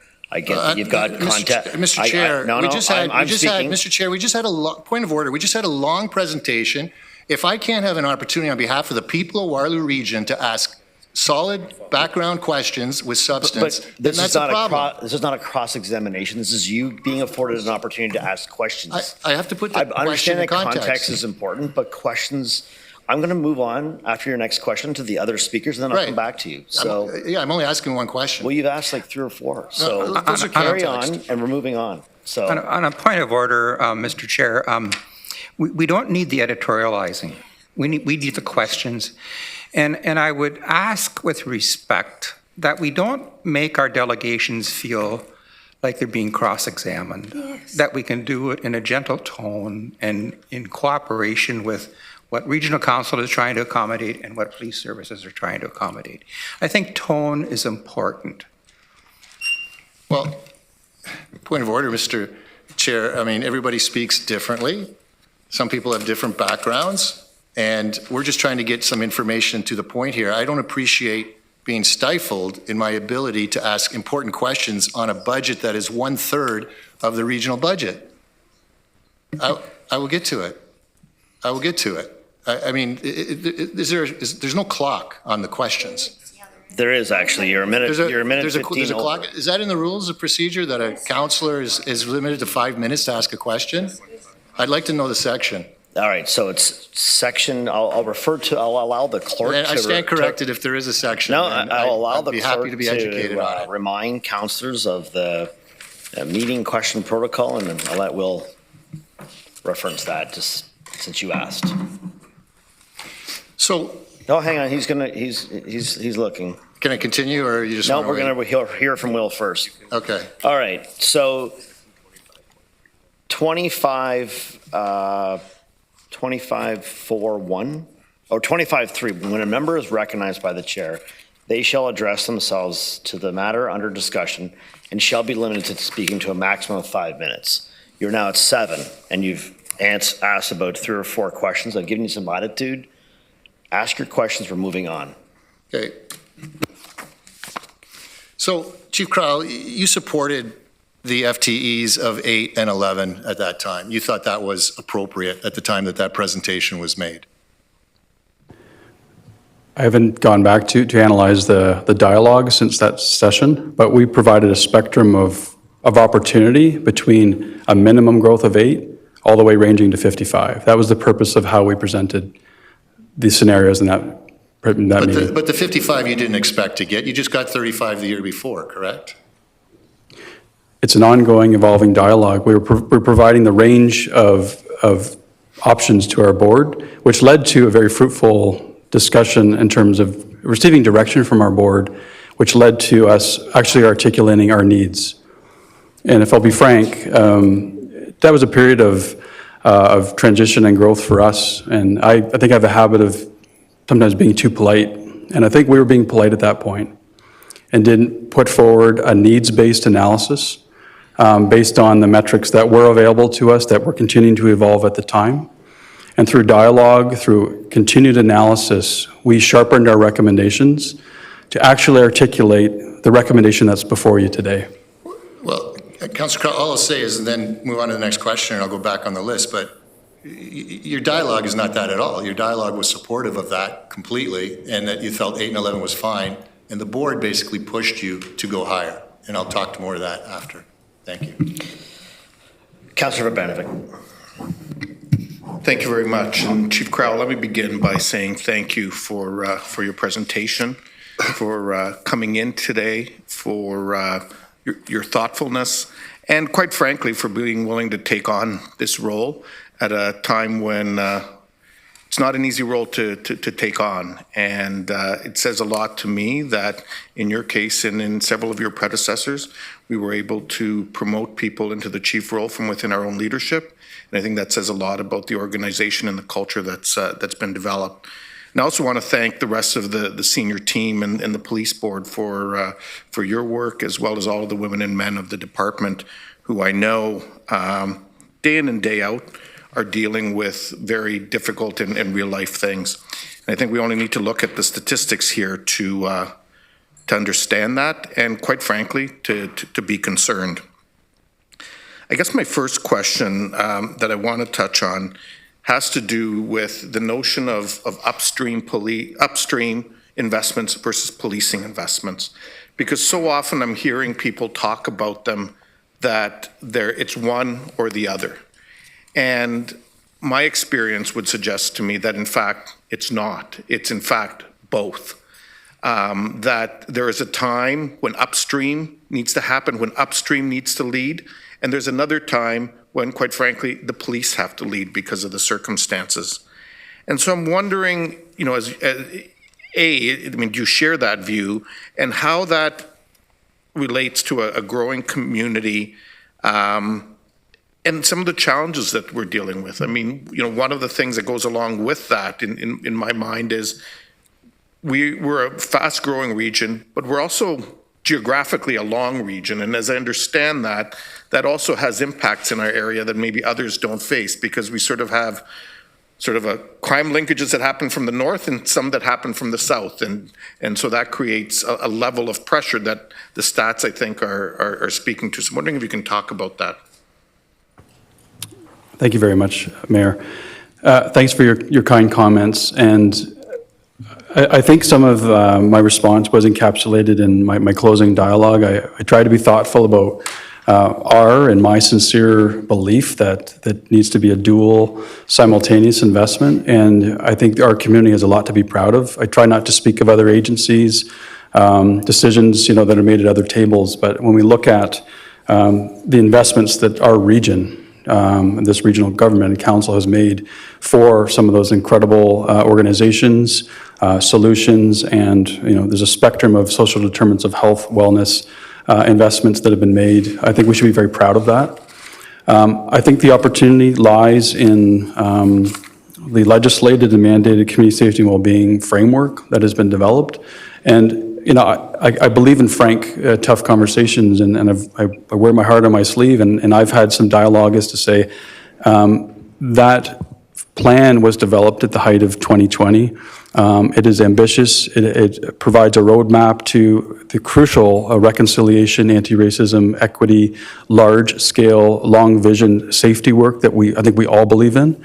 I do believe that there is immediate and medium-term work that has to go along with that.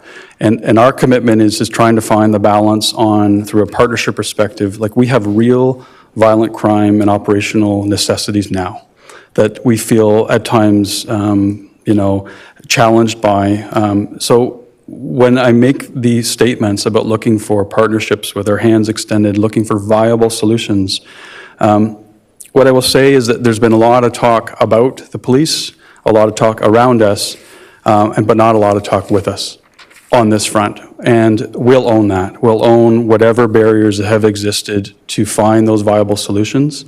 But some of what the other members have highlighted today are getting down into the weeds of, are there alternative response modes that can alleviate some of the work that we do that can be viably taken on by experts and agencies in our community that can do that great work with us, or to take that lead role to allow us to focus on a more narrow crime response. That's our expertise, ultimately. We get pulled into so much, and this becomes a philosophical discussion at some point. But I can just say that our commitment is multifaceted, and we never want to take away opportunities for other crucial community investments that will lead us to those better outcomes down the road. We believe in all the work that's happening.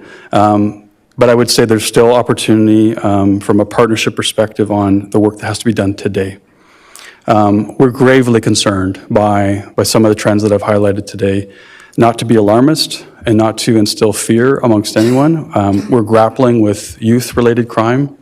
The weaponization that I spoke of, where what might in the past have not involved a weapon seems to be increasingly be involving a fear-based response from some of our community members, and we're seeing some tragic outcomes.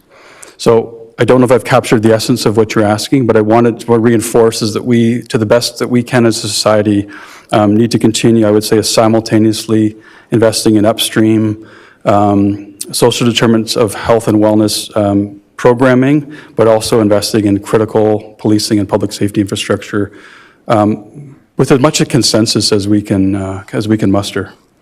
Thank you. Thanks for that response. And before I ask my second question, I'll just say, certainly from a personal perspective, and I think for the vast majority of us, we desire to work with you and not around you.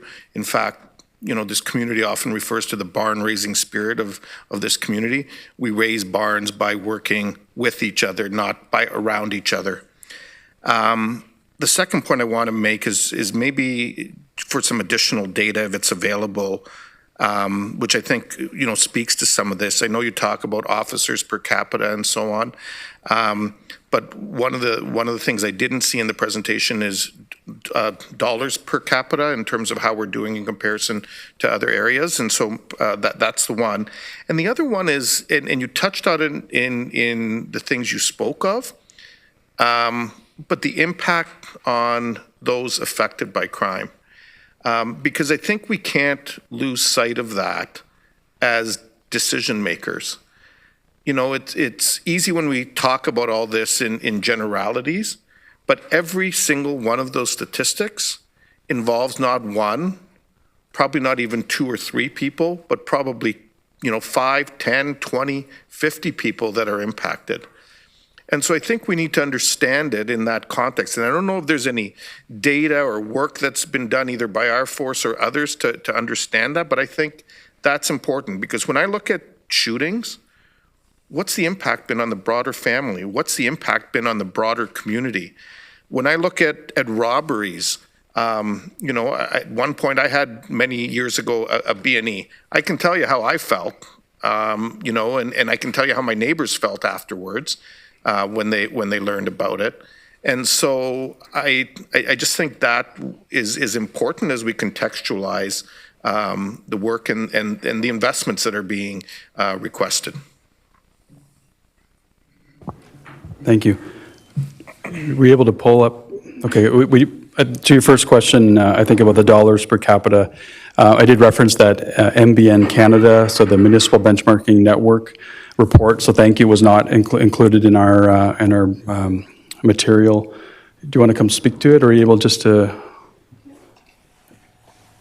So yes, through the Municipal Benchmarking Network study, they do report on police cost per capita. At that point, we were $338 per capita, and it was the third lowest police service reported within the survey. Okay, can you maybe send that to us afterwards? It'd just be helpful. Thank you. Thank you. It's a valuable report because it actually provides a detailed breakdown of not only the single tier, but our direct comparators from a two-tier perspective. I take your comments about victimization to heart, and this is, I would say, a dialogue that we certainly embrace. It's hard as citizens, as leaders, to stand before you and provide you the slide after slide of numbers, because to your point, everyone represents our response to trauma, to victimization, and you could pull apart any one of them and it's a story. It's a story about an individual, about a family, about a neighborhood impacted, not only in the immediacy, but also the trauma that spills out. And we open today's dialogue speaking about the impact across generations and recognizing the work we need to do as humanity and as a society, and looking at and how this carries forward. We have our minds on that. I would say that we have a part in serving the needs of the community when it comes to addressing the impact of victimization and trauma. But we also work with our own victim services agencies. But where we're at our best is through partnership. So when we have the highest stakes investigations, so if I give you the example of intimate partner violence, sexual violence, those are interwoven models of care, wraparound supports that we work, I think, the best across Canada in some of the partnering that we do is because the police has a role for intake, for investigation, but we need to then provide supports for a long-term perspective to victims of crime. And so some final commentary on that is we've moved to a trauma-informed lens on all of our investigations, which I think is crucial for the work that we do. We are informed through through the work of our community partners who scrutinize some of our trauma-informed work as well. But we need to continue to find those leaders, agencies, partners in the community that can deal with the outcomes well beyond the criminal justice system. And having, at one point, I don't mind the cross-examination from anyone here today, because having had that role before, I can tell you that the outcomes in the criminal justice system often leave most people dissatisfied. It's the investments that we can make in support models that can provide viable solutions to allow people to move on, to repair harm, to restore their sense of faith and trust in humanity. And we do that really well in partnership with so many others in our community. Very well said. Thank you, Mr. Chair. I'll cue in again as per your request. Okay, we are, because a special council meeting was scheduled, a time was given for 5. We will, regardless, need to break for 5, and I think we're going to call a washroom break for 4 after 3 hours. So just FYI on that, Councillor Shantz. Thank you. Thanks for the presentation, Chief, and to my colleagues, you've seen an abridged version of the information that the board has dealt with in the last few months. It's a difficult time when we're changing councils and trying to get information quickly and do budgets quickly. So really appreciate the presentation. I had the opportunity to talk to some of our rural police this morning at an event, and we talked about the importance of relationships in getting reports of crime. And what struck me about your report today was talking about root causes, and a big root cause of what you deal with is organized crime and cyber crime and trafficking and really big ticket items, if we can call it that. And that's really important to the work that you do for the community. But also the relationships, the day-to-day relationships with the residents and with our upstream agencies is equally important because it all works together. So I just wanted to preface with that. But my question is, the board considered a lot of information. There was back and forth between the board, between staff, between the region. And I wonder if you can comment a little bit on that process and some of the maybe give and take that went on in that, either you or Kirsten.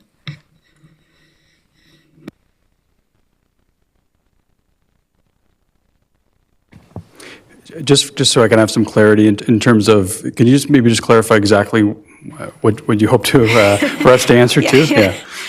I think, so I'm thinking of our council. They always like to hear, what did staff really struggle with to come to the point of bringing a budget to us? And so that's sort of what you did. You worked with the board, you worked with regional staff. And so what were some of the struggles, some of the back and forth that went into that? Because we weren't, or well, the rest of the council hasn't been privy to that discussion. So thank you. I think, it does highlight some of where maybe the previous dialogue and inquiry was going, is to say,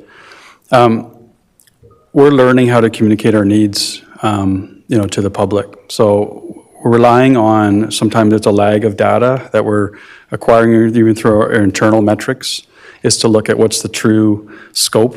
And we have some very complicated, sort of data analysis that we do on a recurring basis, on a monthly basis, that flows through our systems that requires a cleanup. So oftentimes when you see some of the metrics that ultimately lead to those StatsCan or MBN graphs that are shown, there's a lag on those that require in-depth coding and analysis and uniform crime reporting as well.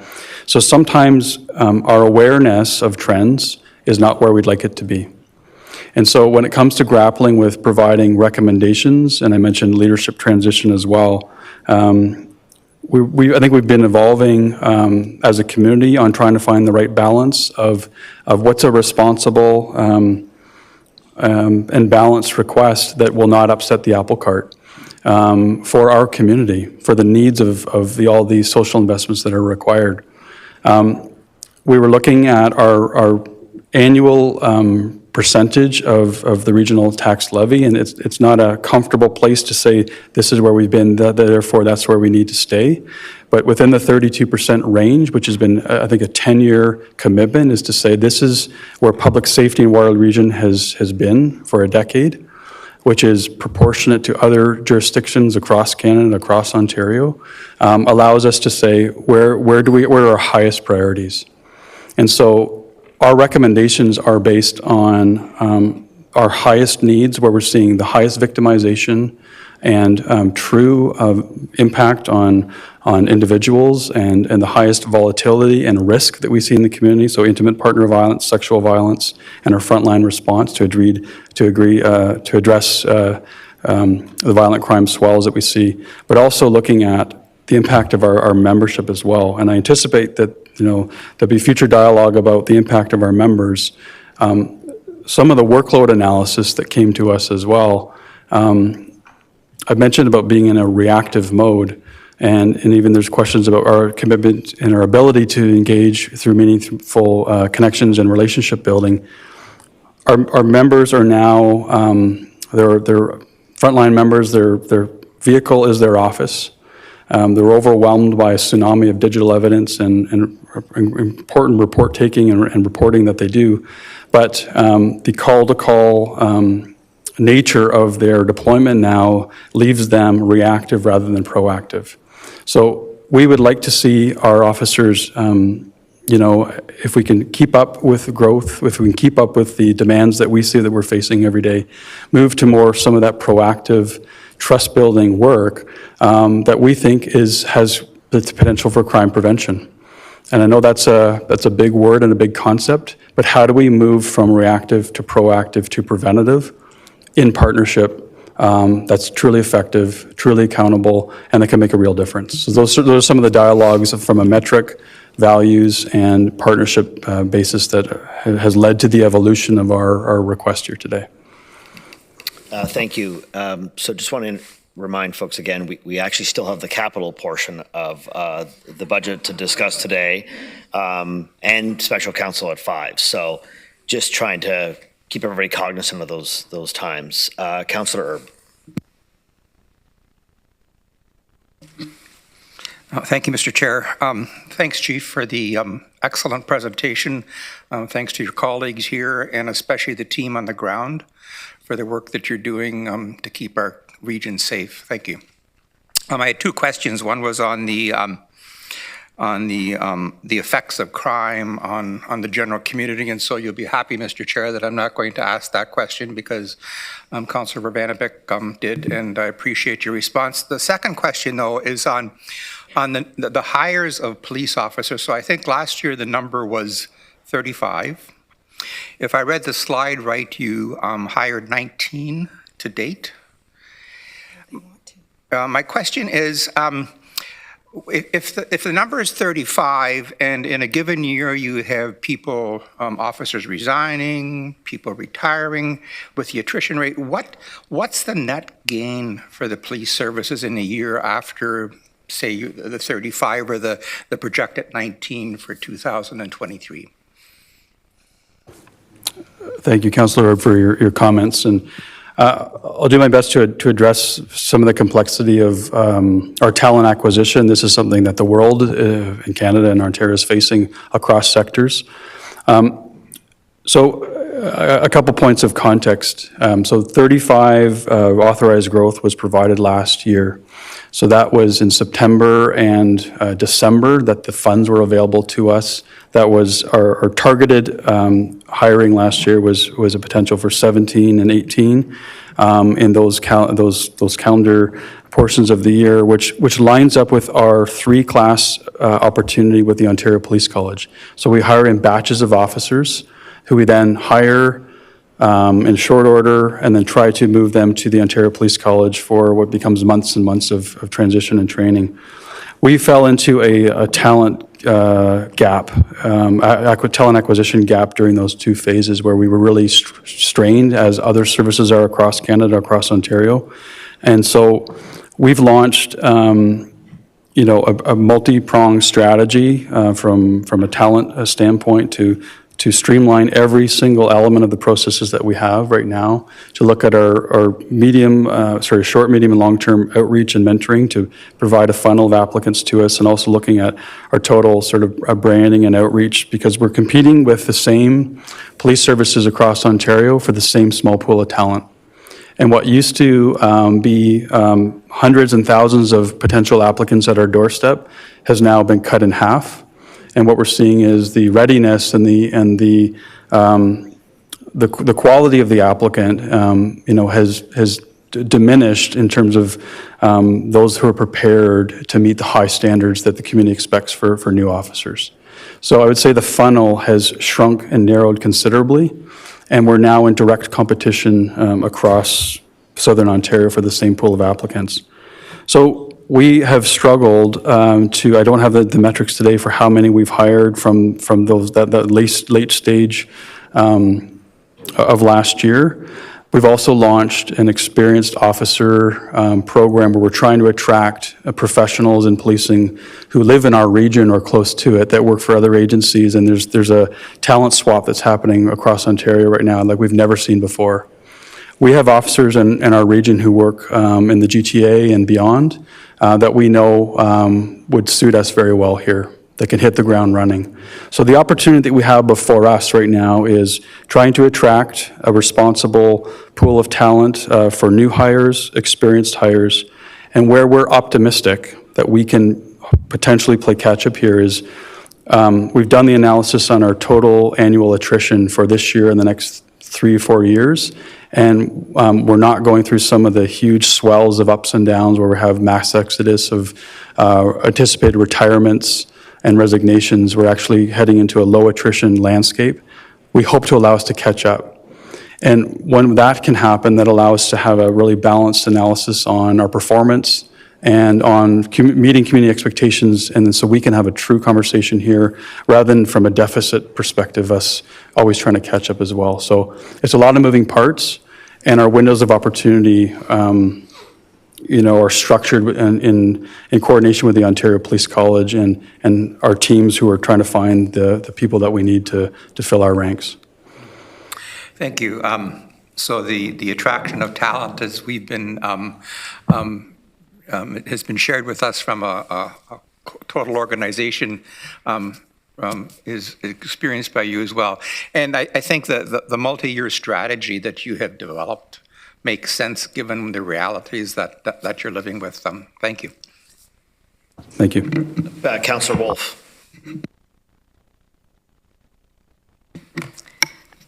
Thank you, Chief, for your presentation. It was excellent. And also to your service to our community.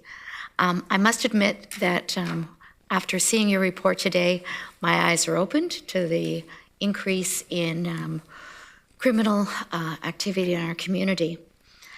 From your report, I'm very concerned about the 6,190 calls for service to intimate partner violence and the fact that this was almost as high in 2021. And I think you said from 2017, we're just not seeing a reduction in this. Will an increase in officers make a difference in these numbers?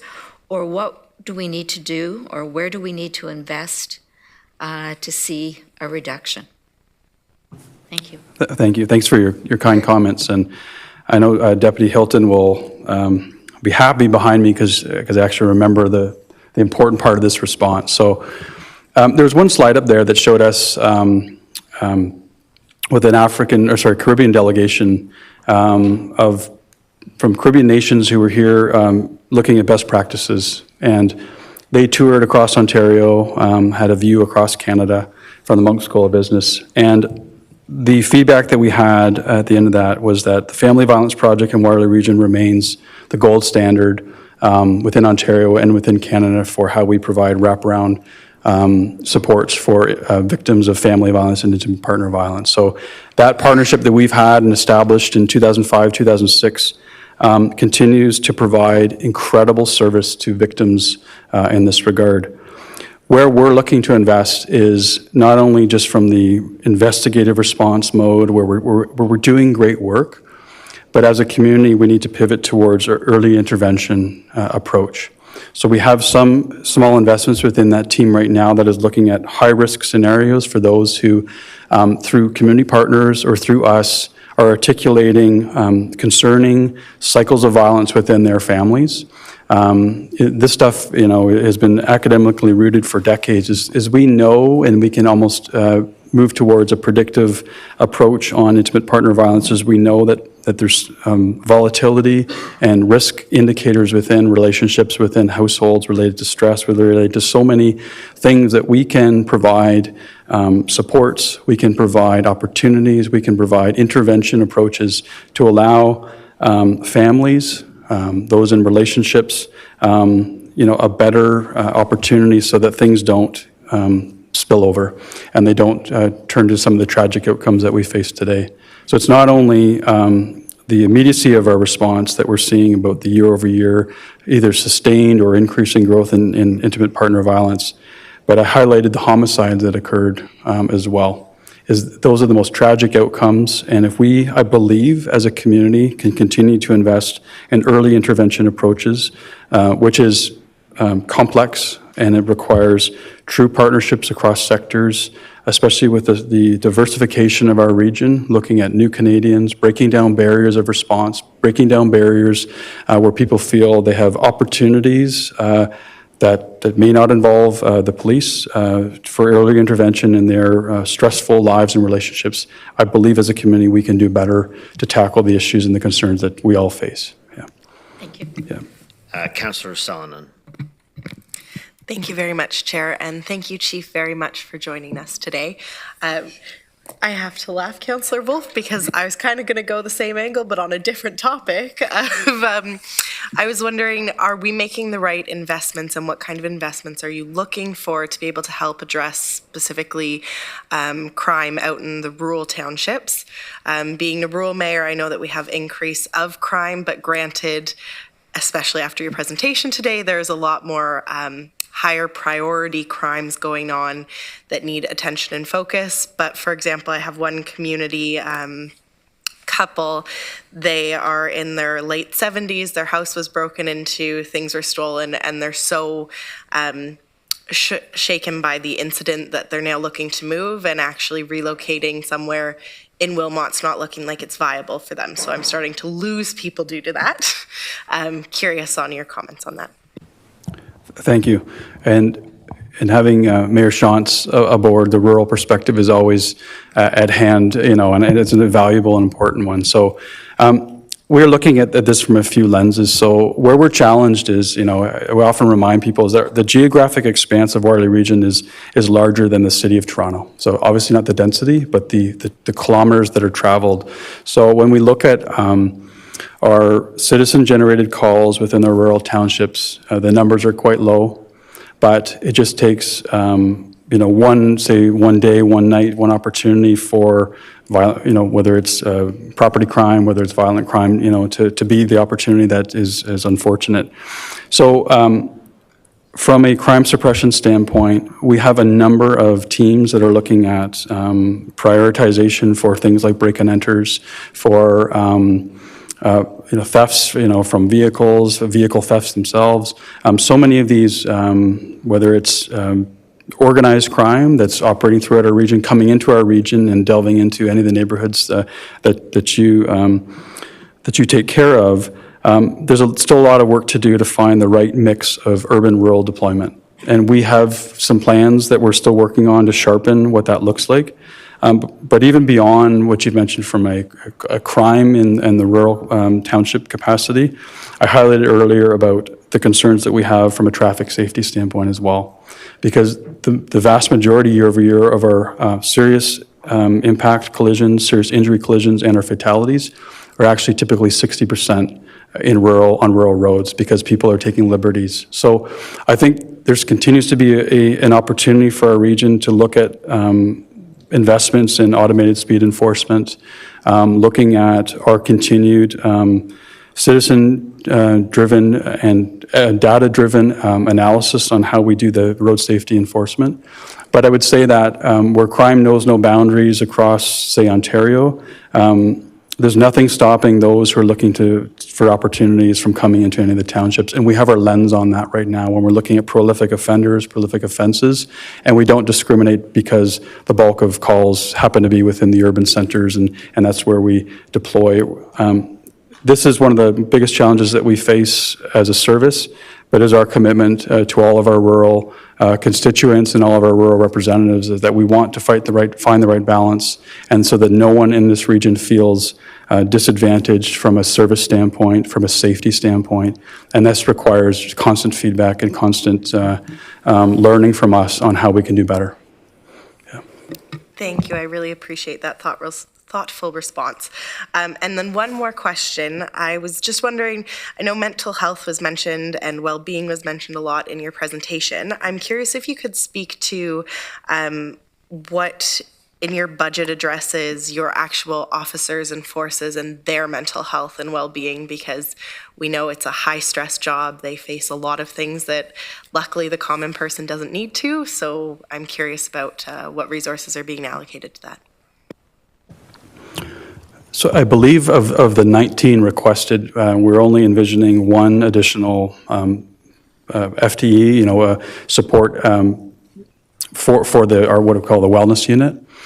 But I can say that our total commitment to our members' health and wellness is pretty robust, and it goes well beyond just the two people that are invested there now. we've learned over time about cumulative stress, cumulative trauma, and so we have great systems right now through the benefits that we provide, through the learning opportunities, through our onboarding as we transition people to roles that have some of the higher elements of stress, occupational stress injury, and some of the highest levels where we do psychological analysis and support work with them as they enter into through their regular work.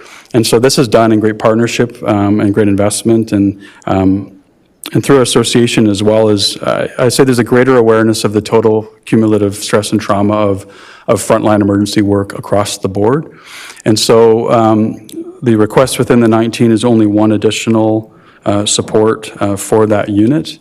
But we are also, we have some really innovative analytical frameworks to really understand the work that our members are doing in the community from a flagging standpoint, and also to allow members themselves to understand the cumulative stress and trauma that they're seeing through a call response standpoint, and to allow supervisors and us as a services to see when somebody may be overwhelmed and saturated with a high number of stressful encounters, so we can provide supports.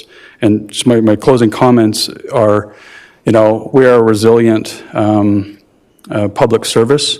We're learning how to do better. We're learning how to listen to our people, and we're trying to remove the stigma from ourselves on mental health and wellness. And so lots of work to be done. But I would say that the members that are coming into our ranks today are far more equipped and up for those conversations than those in previous generations. And we're learning how to serve all those better. That's great to hear. Thank you very much. Councillor Foxton. Thank you. And Chair, if you could time me so I know when to talk faster. I was thinking about what Councillor Deutschman said in his minutes from November. Now, I have to wonder if Bill 23 was taken into consideration then. I'll tell you why I said that. Since Bill 23 has taken over, and Bill 33 and 3, land has been gobbled up in North Dumfries by potential developers. So on the day that it came enacted, 50 acres were sold. The next day, another 100 acres were sold for developers. So I'm expecting a huge influx. Not just that, I agree with Councillor Salem that we do have an issue in the townships, and that's why last year I said policing was broken, because crime was happening right, left, and center because they knew they could. There was no police. I have to tell you, when Officer Goodall took over, and you yourself, and Shirley's always been supportive of the townships, it's improved tremendously. So I am going to throw out there and say that I'm going to support your growth because I think we need it. And I'll tell you why. Listen to the news every night, and what's happening in Kitchener is horrendous. What's happening in Cambridge is horrendous. Waterloo's not as bad, but and the townships are almost non-existent. So I think we need you. I think we need you badly. Not to be heavy-handed, but I think I need you as the guardians of our community. And I'll tell you, some people will say we need upstream, and we do need upstream, no doubt. I worked at upstream. I worked in Waterloo Board of Education in special ed, where the teachers that got beat up by the kids were thrown into my programs, and I was the life skills coach. I was the life skills coach for convicts on parole. But that doesn't come under your jurisdiction, nor should it come under your budget. You are the guardians of society. So I used to explain it to the teens that I worked with, that you were the ones that took care of the undercurrents while we all lived our lives. And a lot of us never saw you or never saw what you were doing because our lives were going along nicely. And lately, I haven't seen that smooth transition anymore. I think crime is starting to take over, and your numbers prove that. And we need you. We need you to be our guardians again. We need the mental health factors so that the people that are in distress and acting out, you have the team to take care of that. We need you. And you know what? We can do all the upstream programs in the world, but if the criminals are coming from outside of Waterloo region because you don't have enough officers, that doesn't solve anything for us. So I am going to support the increase in officers because I've never seen a time more than now that we need it. Thank you. Seeing it's, Sue, that was, I'll give you the time after, but it's 4 o'clock. We are going to take 15 minutes. We've been here now for 3 hours. We'll come back at 4:15, 4:16, reconvene until 5. And then we'll have to sort things out here in the next 15 minutes as to what we do after that. 15 minutes.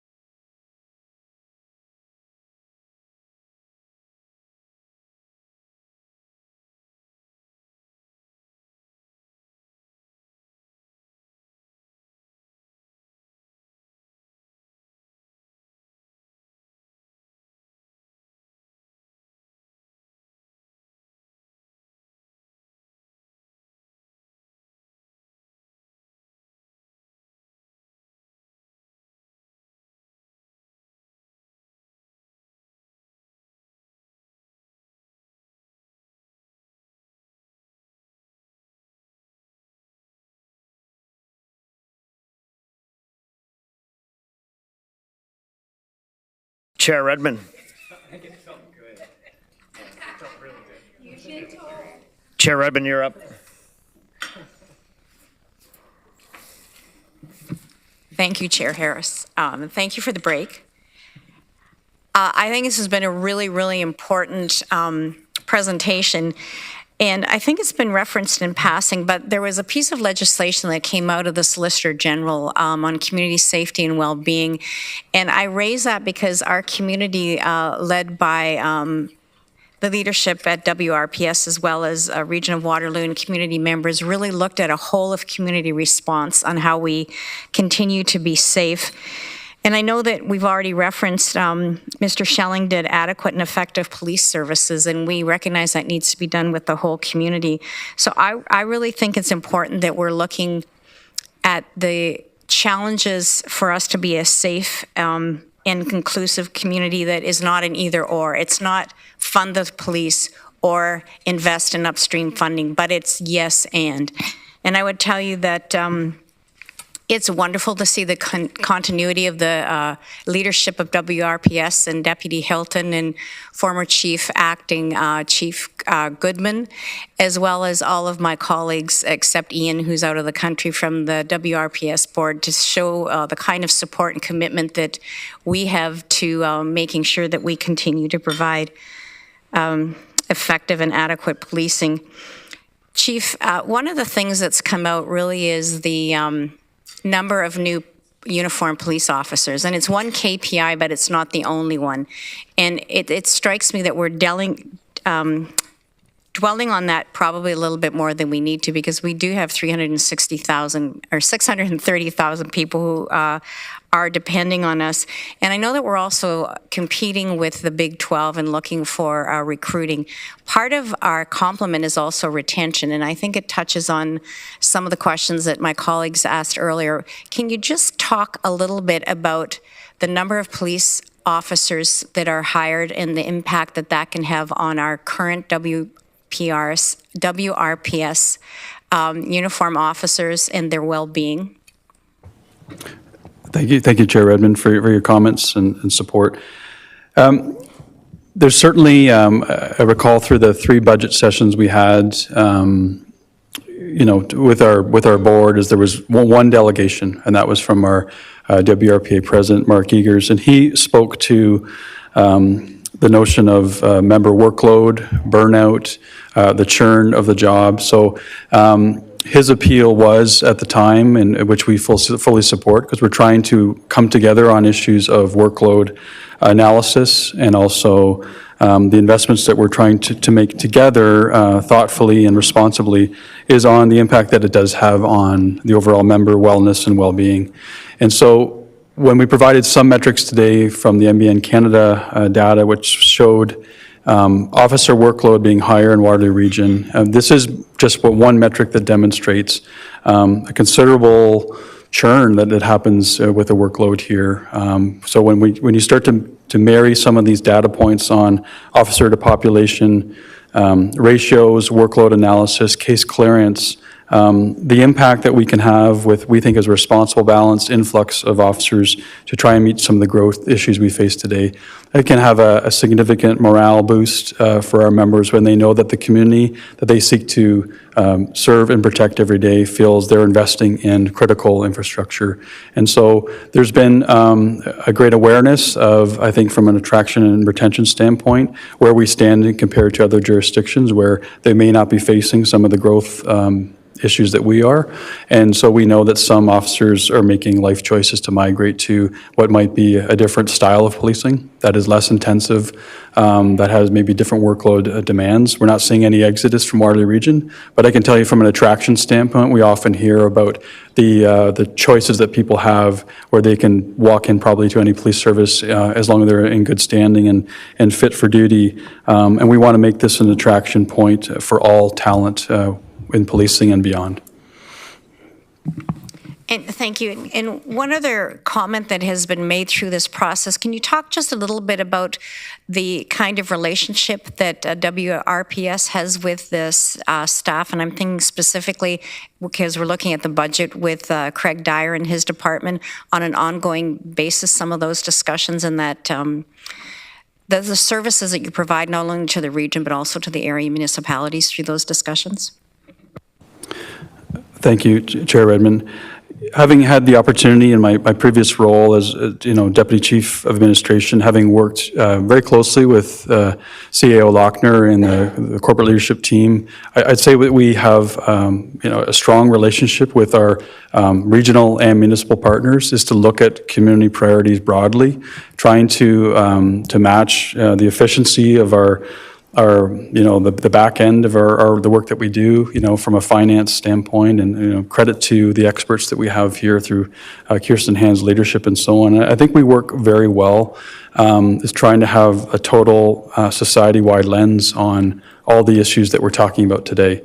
This is just but one, I think, crucial community investment, but working with the CAO, working with our municipal partners, is trying to have a true sense of what's happening in every corner of the region, is to find the most efficient way possible. So I'd say that we have a healthy relationship. I know that Mr. Lochner and I have a commitment moving forward where we want to ensure that we are working through strong, collaboration and communication to ensure that when it comes to things like the community safety and well-being plan, we have our eyes wide open and our hearts and our hands into the work together. And we are committed to that work together, and look forward to finding some of these alternative response solutions that I spoke of today that are in the wings, that I think we have philosophically a commitment to. How do we drill down and get it done so that we can come back to report to council to say, we found another barn-raising opportunity for Waterloo Region, and here's a success, and here's how it's alleviating police resources, and the success is providing to our citizens. So I would say the partnership is strong, and through my commitment is to become stronger. Councillor Williams. Thank you for your presentation. I've learned a lot. So I just have some quick questions that are kind of point of clarification for Mr. Cromwell. So it's sort of about how are we factoring in the migration of crime? Is that a significant source of budgeting for more officers, knowing that we are along the 401 corridor and there are all kinds of trafficking coming through? Thank you. It is a thoughtful and important question, and we're trying our best. When we think about what we've learned over the past 2 decades about barriers and silos within the policing community, we're trying to work at the best that we can to share our data, our intelligence, our networks, our work, so that our teams are interconnected on a local, provincial, even national basis, so that intelligence and data is flowing freely, and so that we, knowing that people don't respect municipal boundaries and so on, they'll go where there's opportunity, is trying to work from an intelligence and evidence-led standpoint on looking at prolific offenses and prolific offenders. So there's so much work, and we'd be happy to share in this forum. When we look at how our officers are deployed, so I showed you a slide of 800 officers, you can pretty much split it in half, where half of our officers, by and large, are frontline focused, and they're there for the emergency response. But we have a number of specialized teams that do intelligence-led policing, specialized, intelligence-led policing that deals with some of those, high need issues that were spoken of today. So I can say that there's always room for improvement when it comes to dealing with our policing partners across the province. But we know, I can tell you on an everyday basis, we have policing partners in our community following trails of organized crime and those seeking opportunity. They're doing the work here, and we are in other jurisdictions doing our investigations, following tentacles of crime and patterns of violent crime across Southern Ontario and beyond as well. And when you move to the cybersphere, then you're looking at national and international patterns. Okay, and then my second point of clarification is there a push to expedite officers waiting kind of in the wings for SIU rulings, and would that be a positive effect on the budget if they could get back to work quicker? Because I know there is like a backlog right now, so. Yeah, so the question speaks to those officers that may be under investigation from the Special Investigations Unit. So I have some good news on this. So just for everyone's awareness, within Ontario, any officer who's involved in an encounter where there may be a serious injury, a lethal encounter, or an allegation of sexual assault, the Special Investigations Unit has a mandate within Ontario to conduct a criminal investigation. So aside from some of the most concerning cases, the highest level of concern, a lot of those investigations, if the SIU declares their mandate, they still, unless we find a means to suspend officers while facing those investigations, we still can deploy them under certain circumstances where we feel from a public accountability and safety standpoint, we can still deploy. I would say that there's been a lot of great work and advocacy at the Ontario Association of Chiefs of Police level to advance and expedite some of those investigations. But at any given time, in every policing jurisdiction, there's a number of SIU-led investigations that are undertaken, and it's a mix of, of resolutions that can take anywhere from 4 to 6 to 8 to 12 months, but in some cases allow our officers to still carry on their deployment. So it's a good point that you raised, and I think it's important because it shows the spectrum of accountability mechanisms driven by the province. And I'll just take the point here is when we're looking at concerning policing outcomes and behavior beyond our boundaries, when the world is focused on egregious, despicable policing behavior and what we see sometimes beyond our boundaries, I think we have a lot to be proud of within Ontario, within Canada, for the level of training, the level of thoughtful investment, our selection, our accountability mechanisms, I think are world-class and second to none. And so you've raised an important point of how that flows in our everyday deployment. Okay, thank you very much. Councillor Craig. Well, thank you, Mr. Chairman. I noticed today in the building that this building is 30 years old, and I've been here for most of those years, and I think in all that time, I've never seen an afternoon completely filled with the police budget taking all afternoon. And I think there's a reason for that, and I think it's partly because of what I see as the hypersensitivity of members of council regarding affordability issues for our residents throughout the Cambridge area, throughout the rest of the region. And that's part of the tension that's here.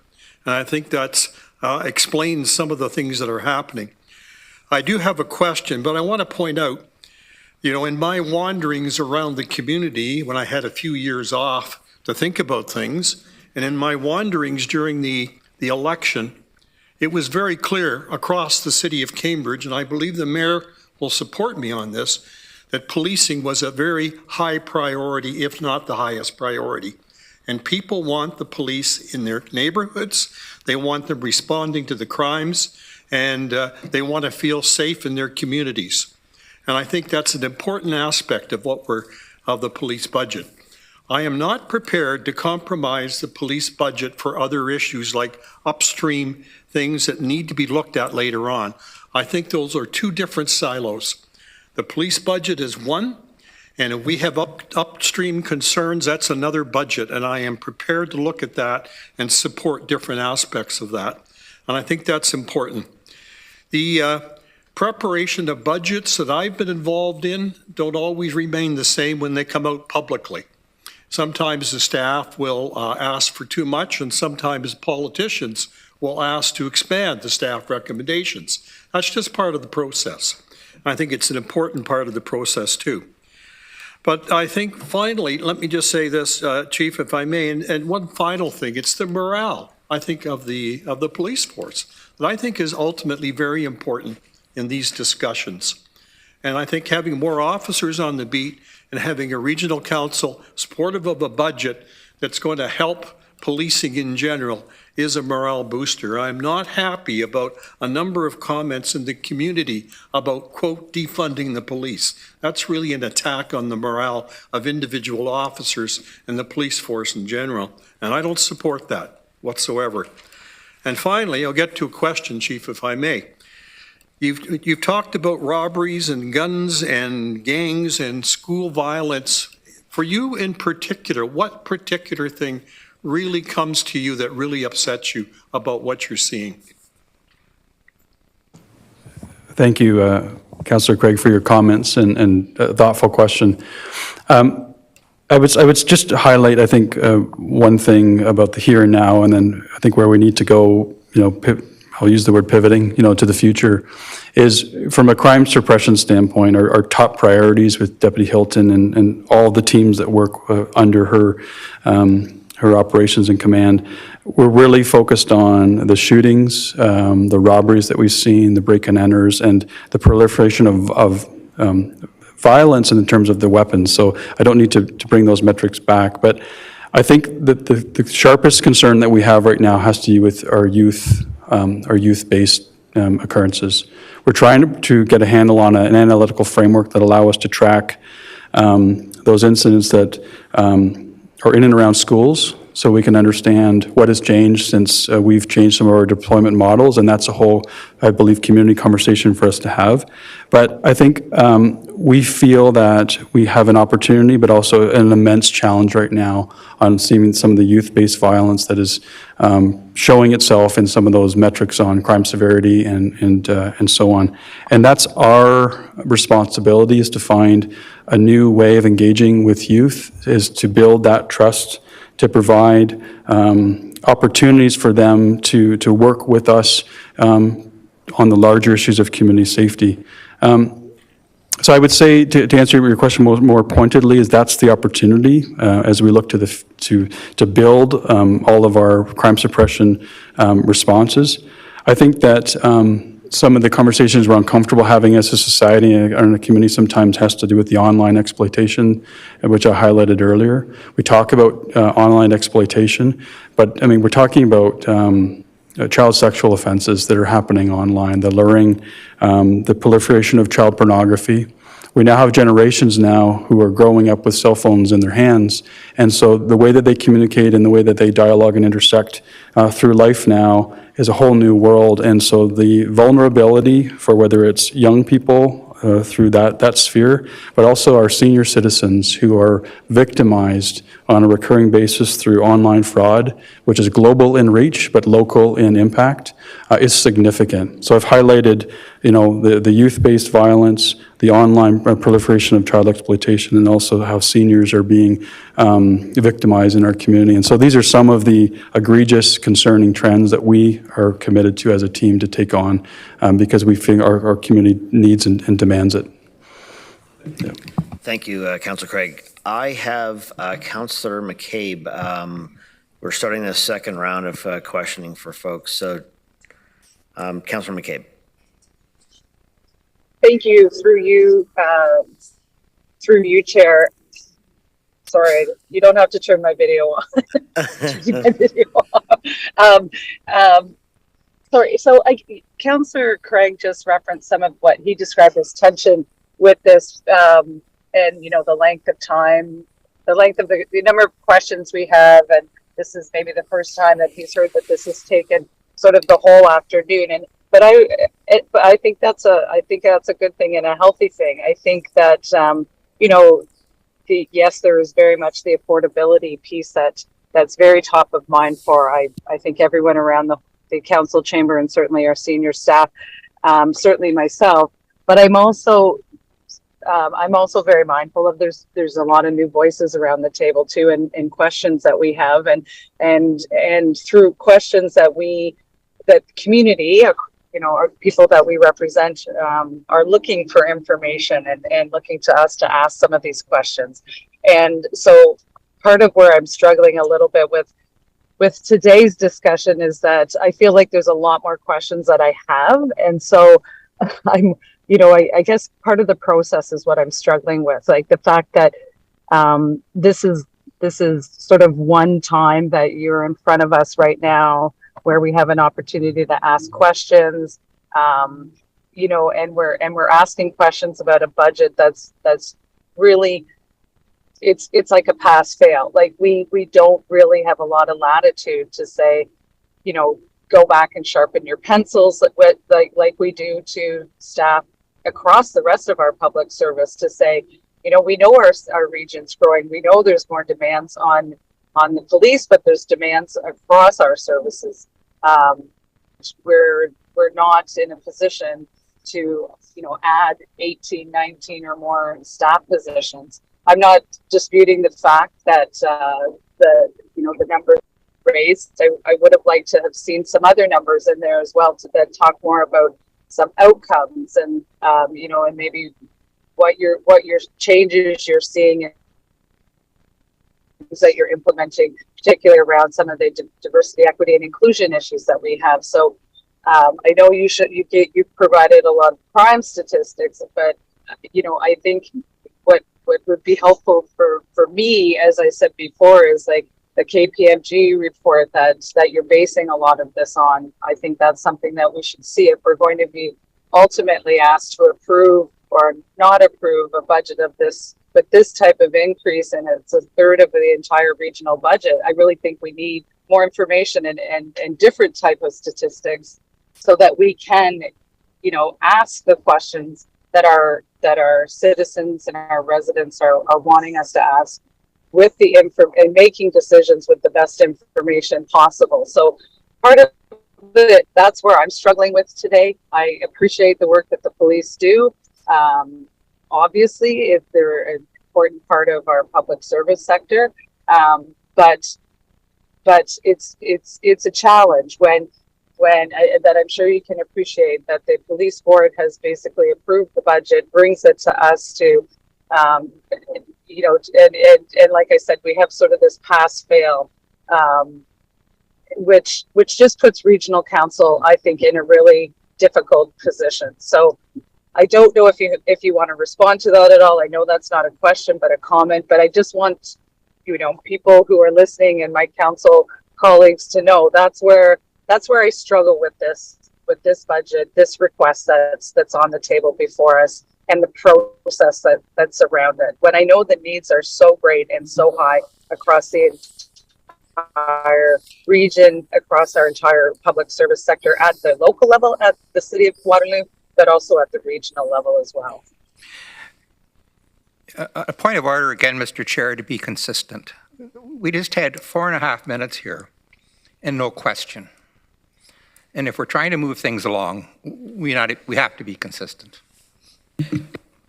Well, technically, councillors get 5 minutes. They get 2 questions. So we're giving people some leeway of their 5 minutes, but we'll remind folks, to get a succinct question out if they have one, because we're all wanting to, we've got the chief here, and it's about asking the chief questions.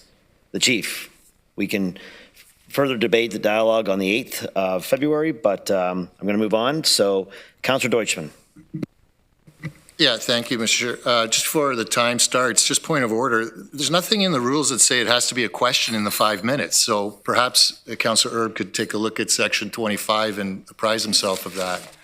I think it was inappropriate to scold Councillor McCabe with respect to the approach that she's taking. She's a councillor here, duly elected, acting on behalf of her constituents. Now, well, just on a point of order then, I commented as a chair that I made the council member know that they get 5 minutes. Yeah. So you're right. That's the case. So 5 minutes and 2 I agreed with your questions. point. So there you go. Yeah, nothing in there says anything about asking a question. Many professions, Chief, have to do more with less. Frontline services, paramedics, for example. Chief, you've acknowledged that police and upstream services play an important role together, and upstream services with respect to crime prevention. But these are difficult economic times, which you've also acknowledged, and you're coming to us with a high ask that is 19, and committing us in this budget to a minimum of 55 over the multi-year plan. With respect to the 19, and I feel the number is too high, whatever the number is, why is Waterloo Regional Police Services Board asking the taxpayers of Waterloo Region to pay from January 1, 2023 for officers we won't have? Thank you for the question. So in our latest board report, so January 18th, we did provide an opportunity for consideration of the annualization of the onboarding of new officers, and ultimately the board made a decision based on the total allowance of that from January 1st moving on.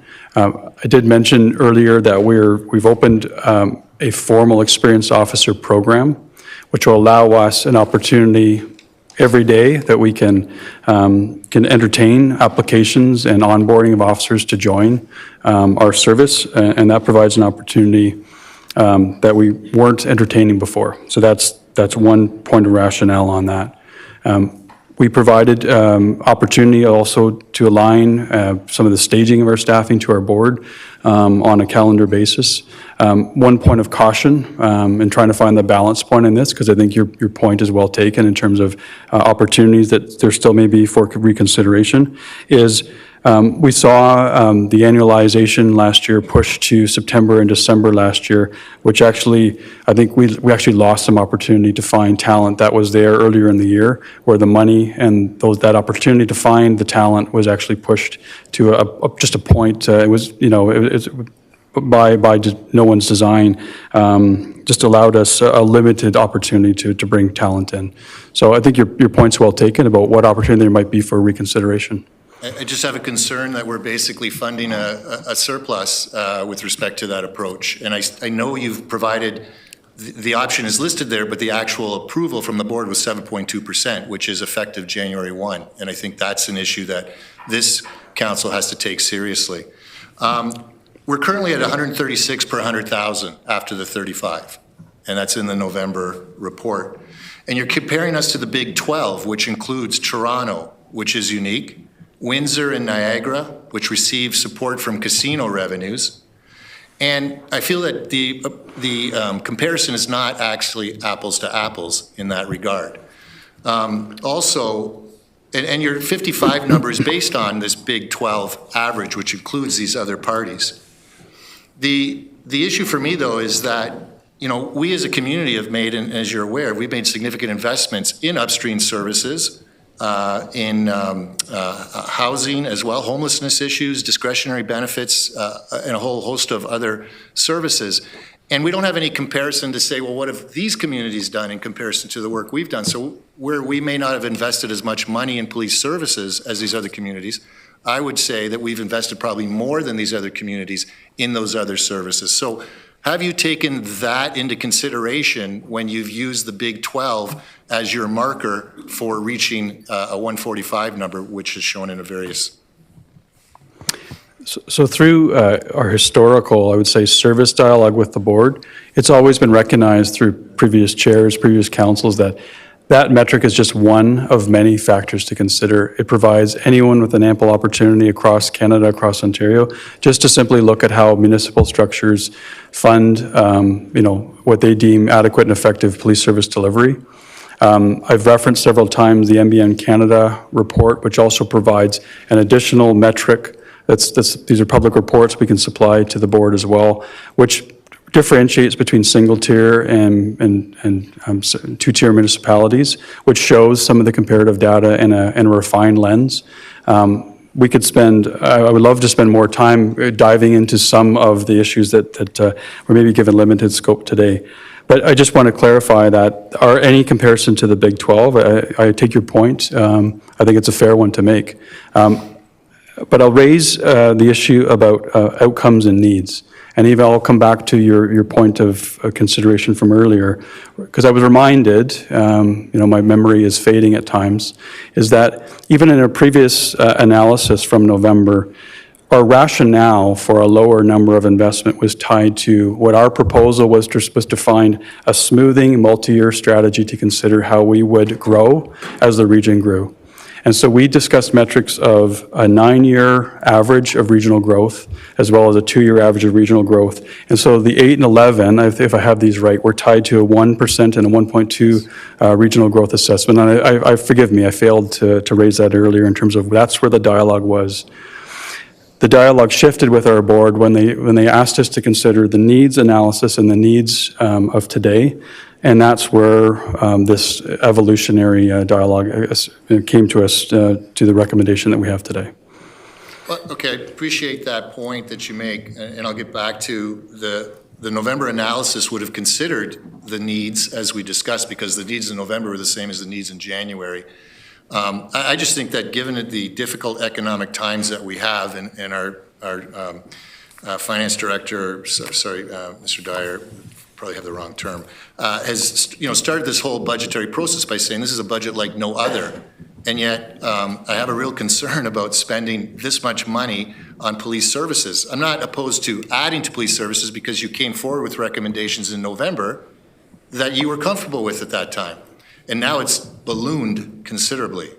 And that's the concern that I have with respect to this whole process. So again, it's no, I heard the word defund the police. I know Councillor Craig's not suggesting that that's something that's going on around the table here.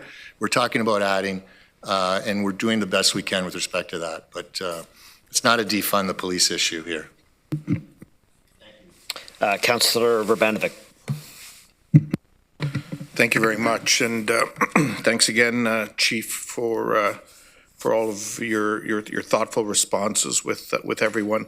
I want to touch in particular on the mental health situation as just one example in terms of understanding impacts, and I want to give a couple quick examples.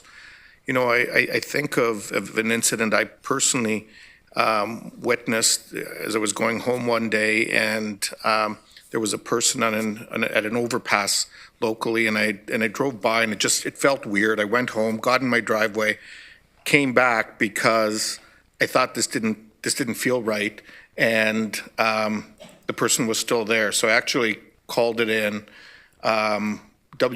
Drove by several times, sort of monitoring things. WRPS came.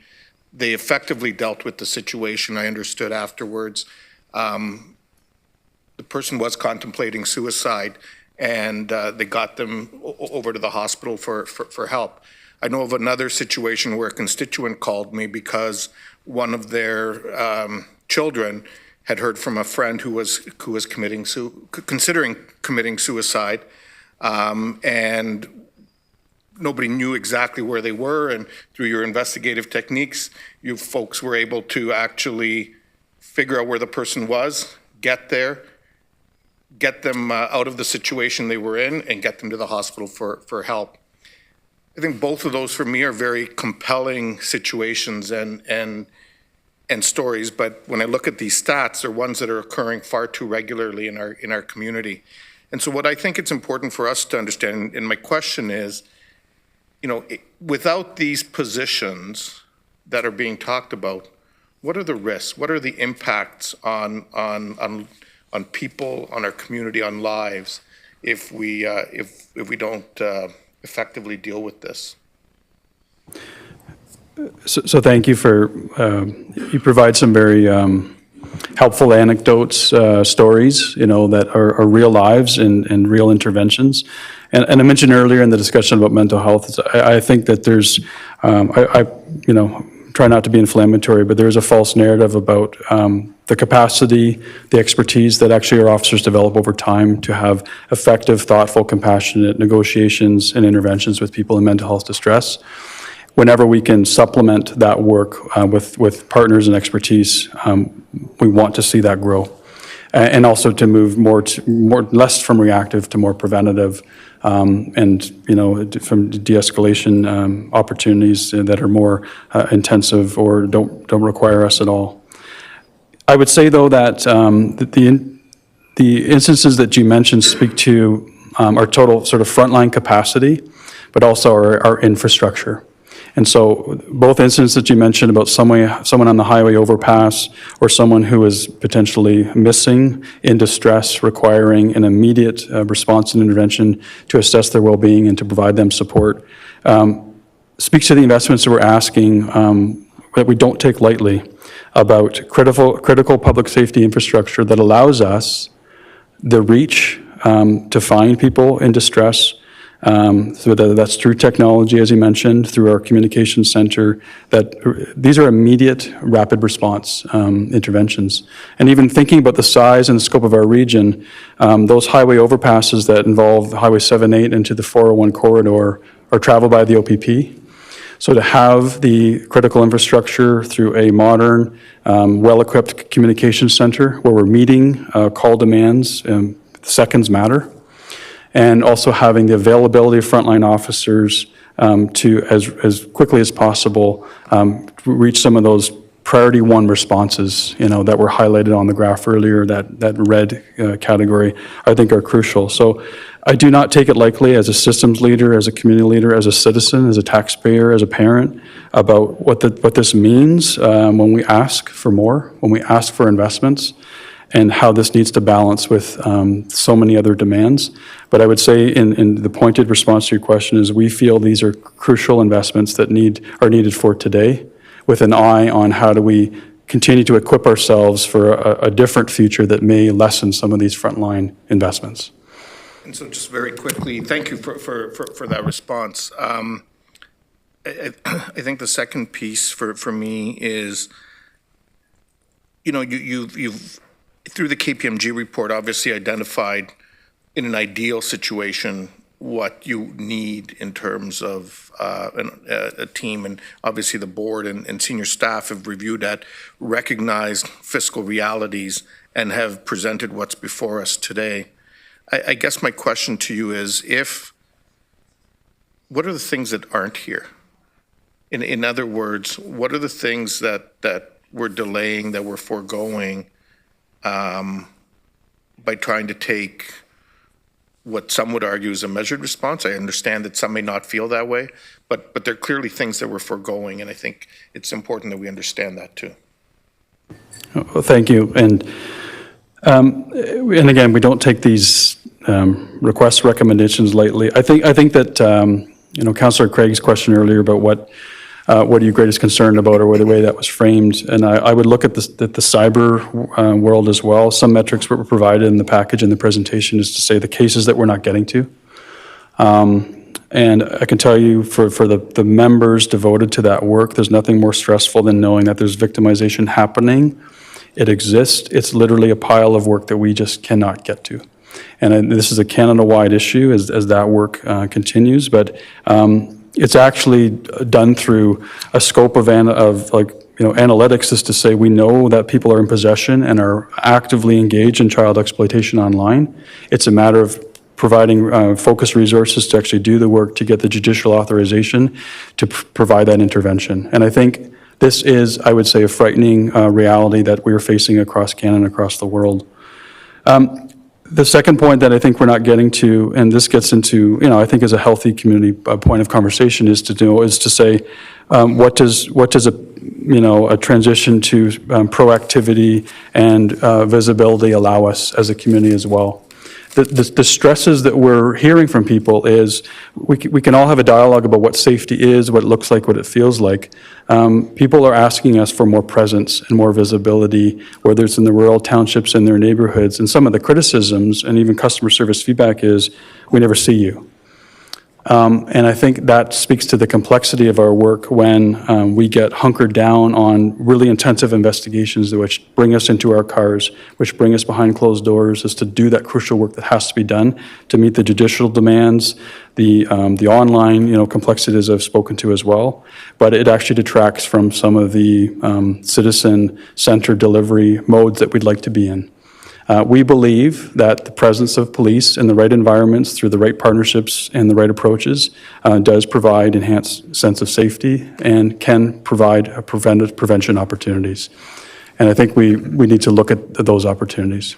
Thank you, and I think that is ultimately something that when we debate this in the coming days, we'll have to deal with as we balance those who feel we shouldn't be making those investments with all of those who I know regularly contact me looking to see more investments going forward.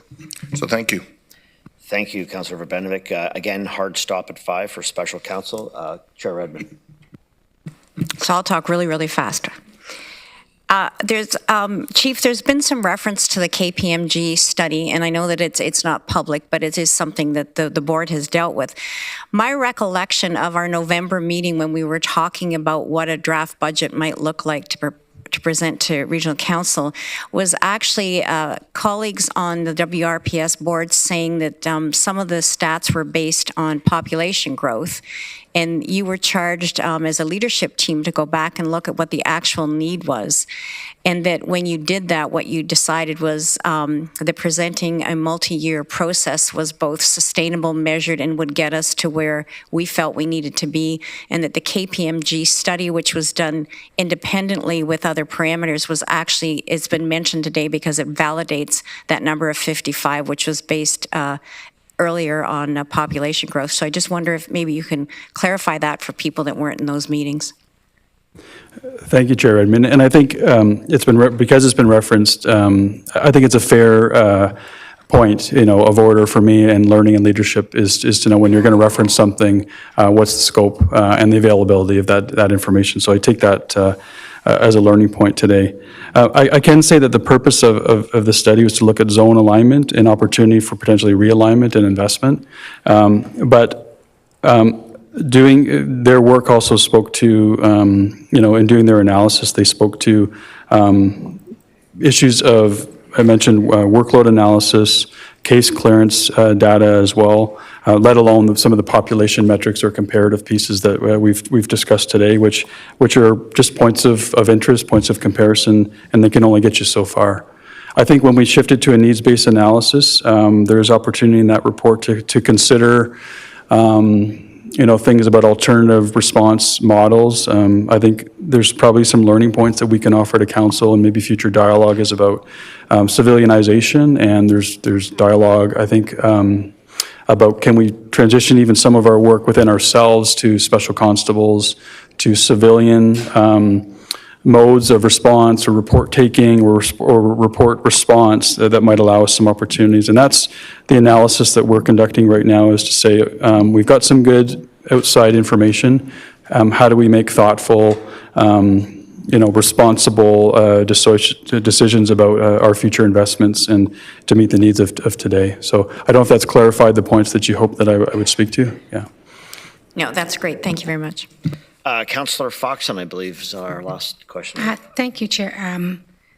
Speaking about justification for the numbers, and one of the reasons I think we should have the 19 for this year is the number of times my residents have called in and been told there's no officer available. If my small township hasn't got adequate officers, how short is Kitchener, Waterloo, and Cambridge? And I'm pretty sure some of the other mayors feel exactly the same, that there really is not. You're stretched thin, and 8 won't cut it. Not with the increase in crimes, and you saw the stats. This isn't, sure, we want to be cost efficient. Of course we do. We know how tight money is, but we know how important the safety of our society is. And that's another reason I'm going to back this. The number of calls I got stating there was no officer available. Thank you. Thank you, Councillor Foxon. Chief, and to your leadership team, thank you so much for being here, as well as the board for sitting through our meeting today. Lots of good questions, obviously. I don't know if, Chief, if there was any last comments from yourself briefly. Yeah, I will be brief. It's just to say thanks. This is my first opportunity to address you. I think with council transition and our own leadership transition, what's been made clear to me is that we need to have regular points of dialogue and awareness building, so that when we come to this forum and future forums, we have a shared understanding of priorities, and that this is a thoughtful dialogue for community investments and considerations moving forward. And you have my commitment that that will be a focal point of our leadership commitment to you moving forward. So thank you. Yeah. Thanks, Chief. I know I had an opportunity to do a ride along years ago, and it's extremely eye-opening. So thank you for that. Colleagues, we will need to reschedule our capital budget portion, item 7.2 of the agenda. And it's now being deferred to February the 8th at 9 a.m. So February the 8th, 9 a.m. capital budget item 7.2. With that, we'll move now to adjourn the strategic planning and budget meeting. As our mover and seconder of that. Moved by Councillor Williams, seconded by Councillor James. Please use your buttons or hands. I will so carry that. This meeting is adjourned. We will now reconvene in 10 minutes for our closed session in the Waterloo County Room. Colleagues, 10 minutes in the Waterloo County Room.